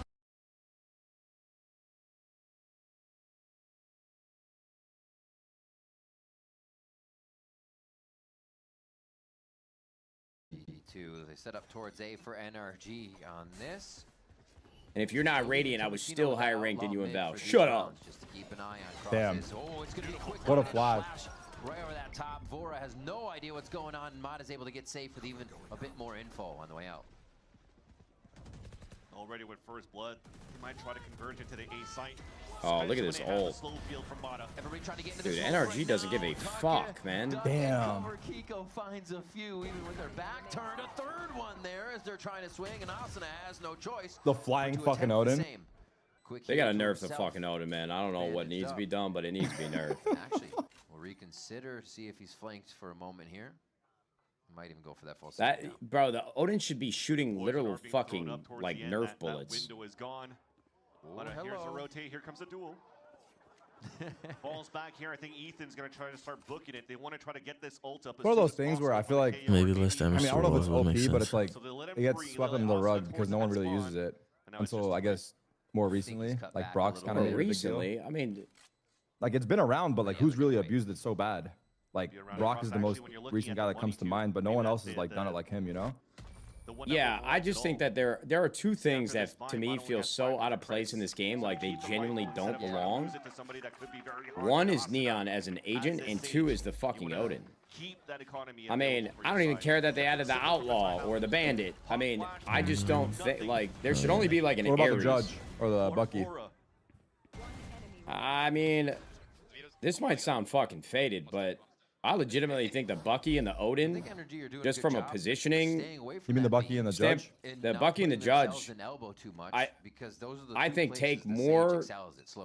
So left side entries, dash over sight. More skill than the Odin? Fuck out of here. Nah, you're chilling with that. Nah, I'm serious, bro. Nah, you're faded. Because if you're a bad player and you're using a Bucky or a Judge, you're gonna get punished because if you're that bad, you don't know what the fuck to do. Bro, what do you mean? All with you gotta it. do is sit around the corner. Bro, you can do that literally from far away, from close, from medium. No. The Odin With is the a Odin, joke. no. With the Odin, no. With the Odin, no. The Nah, Odin's with the a Odin, joke. I think you need way more finesse with the Odin than the Bucky or the Judge for sure. No, Man, that's not true. you and I just couldn't disagree more. No, There you go, I think you're Bora. trolling. You're trolling. You're trolling. I think you're trolling. No, I think you're trolling. You're trying to rage bait me right now. I'm not trying to rage bait. On top of that, bro, the Odin, you literally have like 150 bullets in the fucking mag, and you could shoot it across the map. With a fucking Bucky or a Judge, somebody like me using that, Even if I'm fucking sitting short on bind, I might miss. With an Odin, if you miss, you just move your cursor over just a tiny bit. You can't just sit somewhere and post up. You're gonna die. You have to like actually like know how to peek shit and like move around. Yeah, but like, you can say the same thing about the Bucky and the Judge. Nah, with the Bucky and the Judge, you're just around the corner and you're just like waiting. With the Odin, you have to like actually time your peeks. Lil bro, like, you literally can't participate in this conversation because you don't miss. If I'm sitting in fucking U-Haul on bind with a Bucky and I get a fucking Raze who blast past at me or I get fucking flashed by Sky, I'm missing every shot I take. But if I have an Odin... Missing is one thing. Oh, I can say the same thing with the Odin. If I miss, it's not going to work. It's not going to work with any gun if you miss. You haven't spent enough time in low elo slums, bro. You're faded. Wait, what does chat think? What requires more skill, Odin or shotgun? What requires more skill? Shotgun. Everyone's saying Odin, you're faded. Yeah, well, of course they're gonna agree with you, bro. Fuck out of here trying to use that. My whole chat saying shotgun. To agree with me, bro. They don't understand. They're just listening to you and they're like, is so troll. You're out of your mind. The Odin requires infinitely more skill. You've got like K-pop stands. They're gonna agree with anything you say. No. Also, we're losing the game. We gotta lock back in. No. Yeah, sorry. Wait. He felt it. He heard the crowd. Ooh. Damn, nice job getting two. Yo, the crowd, no joke, right? He made a scuba turn? I think so. And crowd getting two there is actually huge for the situation. Yeah. We saw a round with a guy there. He got 0 for trigger discipline. So that was a little scary. Wait, Bang just wiped his hand mid-duel. You saw that? Yeah, he's different, bro. He can multitask. He's wiping his hands mid-duel? He's nervous. Leave him alone. Recon knife into sight. Bang still tucks in. Going for the shots. Threw up a fake TP before they entered to maybe get those crosshairs broken. I don't like this very much. Now it's going to have to be Asuna waiting for Timatino to come in. Tell me we got some util or something, anything. Really to use here. They don't need to heal up. Timotino still unaccounted for, so that's why Brock is actually leaving Ethan on an island. Both of them have to play their lives. Those are impossible. Come on, man. Take the timing. Take the fucking timing, Peter. Let's go. To choose. You don't just get a 50-50. It's divided way more than that. Oh, my God. Wait a minute. Wait. One fight goes on. Now they can turn around. They got a crossfire now. Can they get contact crossfire, though? It's still off a little bit, but can they trade the shot? Come on, Timatino. It's still on slow tick. Goes to medium tick there. Touched by Timatino. Oh, my God. Damn. That proves right there the Odin's harder, by the way. Stop, man. Come on, let's give it up. Agree to disagree. You know what? I like the tap on the bomb. Brock just won the fight. Nice shots. But unfortunately, I think it was Timotino. Just couldn't get that kill. That's also, by the way, good experience of keeping the crosshair up towards that jump spot, because he probably heard it the whole time when he was holding down towards that bottom middle. So again, keeping players inserted for energy to listen for noise. All right, last thing I'll say. If you put an Odin in my hand every single round on a map, and you put a Judge in my hand every single map, I guarantee you, me and the majority of players are coming out of the game with more kills with an Odin than they are with a Judge. That doesn't prove what I'm talking about, though. I'm talking about. It proves what I'm talking about. No, it doesn't. We're not talking about kills. We're talking about skill. What requires more skill? And the Odin requires more skill. Nicely done. I'm not talking about you missing the shot or how good your positioning is. I'm talking about that has everything to do with skill. You can't talk to us, bro. You're too good at the game. No, this is not about. You're not a man that. of the people, also, bro. Stop trying to glaze to. I I'm don't not know what even you're trying to glazing, do. bro. Yes, you are. You're trying to glaze. I don't know what you're doing. Some reverse psychology tear shit. you down at any opportunity. Bro, I promise you, you're getting more kills with a Judge. You have an Odin in your hand. I'm telling you right now, you don't know how to use it. I'm telling you, dude. You've never even used an Odin for a reason. Because it's way harder than a Judge. Think about how many people use a shotgun compared to the Odin. We gotta drop this. I'm getting tunnel vision on it. Command. You know what we should do? I think you're rage baiting me still, but I'm I not don't know rage for baiting. sure. We should all. I'm gonna rage bait you now. Let's all play the guitar. Suck a fucking dick. You're a pussy, dude. Fuck your piano too. Down, but not a body out as Mata and Scuba start to trade We're back fucked. here. Energy smothering that kill feed. I know he's in here somewhere. He put the wall up. Somebody's got to look. Yeah. All right, Bang. Come on, baby. Dig deep. 1v2 for the bread. As they're going for the plant. Bang wins this. I give up with the guitar. I give up the guitar. I legit don't get the string fixed. I don't pursue it at all. Bang here. But if Bang loses here, you gotta buy me a piano. Go for a close paranoia. Look for the shot where you know Oh, somebody fuck. already is separating. No! No! Surgical Oh. Brock still has the timing on his Game left out have side been to clean fucking it up sad. for NRG. Not even giving it a chance. Play a sad song on your guitar. What? But another What'd you say? round. Hey there, Delilah. What's it like on Exactly, you get Kuro? it now. You get it now. You can sing while I play the guitar, bro. You down or not? Start a Must be a band. Fuck nasty yeah, ass dude. duo. I'm in. Probably heard that it was thrown up at the beginning of the You got a round. voice on you, low key. You don't know it, but you have a little bit of something. Before that wall breaks. Let's Okay. You can't hit the high notes, but you can hit the low notes good. Baby, lock them doors and turn them lights down low. Yo, we're in there, Favorite fucking bro. song. Just fucking give us the Grammy now. Why Imagine the not? guitar in the back of that, dude. Hell yeah, you're just strumming that shit. We're all catching a sweet, sweet melody. We're fucked. Why do you guys jiggle that though? What are they I doing? don't know what we're doing, bro. You guys don't care, bro. I don't know. I don't know if it's the players or the org anymore. Get that later in the round for me. Peter cares. Look at that. Peter might care a little And bit. he's got ult, bro. Just wrap around and go pick our boy up. Get Boy back in this motherfucker. We need him. Crouch peek. Oh, fuck. Little hop. Is he going for it? He's going for He's it. going. They're gonna spam him. But they're Oh, no. NRG's ready for it. On the transfer here. Rez on Devora. Not gonna lie, they were very loud about that. NRG knew everything. Well, they had to take the timing, right? Like, Yeah, while the smoke is up. Scuba took a timing. Back for 100 Thieves after that Rez, and even better as they drop a second player. they've been abusing mid quite a bit. All hero players are about to come up. Bro, I haven't played Valorant in a long time. See? Oh, Look at that. nice Bucky? from Kiko to kind Fuck of that gun. backpedal there, not knowing what he would be facing in that doorway. Hear the rotate. There's still a walk up from Mata to A main. FaZe just blew a 5-2 lead. Fuck yeah. Can we forget about full sale now? Forget about what? Long story. Has to be the buddy system within the A site. Whoa, got that paranoia out. Making sure they shoot the knife anyway. They have 3 here. I'm Yeah. gonna start playing Valorant again. Well, dude, look at the way he's peeking that corner. Look how Mato's peeking that corner. Look how Bangs send them to the fucking gun shop again. To Lumbridge. Say Lumbridge. Lumbridge? What's You know Lumbridge? Lumbridge? Is that Germany? Long story. Never mind. It's at Luxembourg. 5 versus 3, and they almost took over the site with Mata getting the first backstab kill, but thankfully there's still That more players was there. Thankfully, I guess that was Asuna a here 5v4 to 100 get Thieves that favor big after res. res. And I And think that was a this pick on Brock 5v3. with an outlaw who was trying to look down that line. Damn, this is nice. I can't believe he gets Nice the second there. awareness coming out The from third, Asuna, rather. the veteran for the team.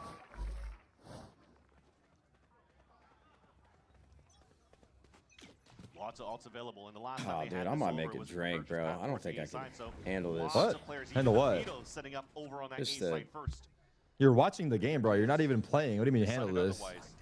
Don't minimize my contributions to this team. Quick walk, he's on it. Oh my god. You see? You see? Slow to delay, they're getting through. Hey, let's go, Peter. Hey, let's go. Hey, let's go. But it played out in Timmy's favor. What do you say now? That's what Yeah, happens to me Peter. when I'm on Waylay. I feel like I die like before I can shoot my gun because I don't know what the fuck I'm doing. I'm like drunk driving on that character. Can't believe Asuna's still in 100 Thieves. Well, sometimes to get better at something, you have to practice. He's so been in there since the beginning. Yeah, that's why I wanted to practice my fucking Almost. guitar until it fucking snapped. Drink a handle and get behind the wheel. What? Dude, CEO of 100 Thieves. No, I'm not gonna It's even an make that shit analogy say. for I won't even make that playing Waylay, bro. I'm not saying literally go do that. You freak. We don't hear the analogy. We clip the part that we want and we make a headline out of it and you're Well, fucking canceled. Keep up kid. then, man. Keep up. We make a headline, we make a clip, and you're canceled. Congratulations. Now what? I'm gonna learn to play the guitar. Yeah, play the fucking guitar. You're a pussy, dude. Lift some fucking weight. I'm trying, man. I'm trying. Fuck, man. Get 8-4. Take a half for themselves. That's what you get. Every time you be mean to me, they kill us. Stop. You're affecting the game and you don't even realize it. I think y'all gotta win this map. 100 Thieves once again still doing a similar setup for Interceptor and Chokehold up towards that front A site. Just to not allow energy to follow behind that trap play that it did a couple of rounds Let me ago. hear you analyze this round, like break down what's happening. Just like, Alright. not even like commentator, just break down what you see, I like, bet. what everyone's doing. NRG's got the map spread out. They got man advantage. It looks like they're all wrapping around to A. We got Cry over there, but we got some util set up. It's almost 5:30 p.m. I'm gonna stop streaming. All types of shit, man. In 1 And minute. everybody that watching, they play the game, so I don't need to explain it. You know, Still a pop flash available for a bad beat on what's happening here. Here, okay. Switch to full cam. Alright. Alright, ladies and gentlemen. This concludes the end of my stream. I streamed for 3 hours and 13 minutes. Not too bad for my second stream. And yeah, it was kind of tough, kind of hard, but that's okay. And hopefully, well, I should be able to stream tomorrow, and I think I'll be getting my braces off tomorrow as well, so that's pretty cool. And yeah, that's the end of this stream, and thank you for watching. There's no one actually watching, but maybe you'll watch like the VOD or something.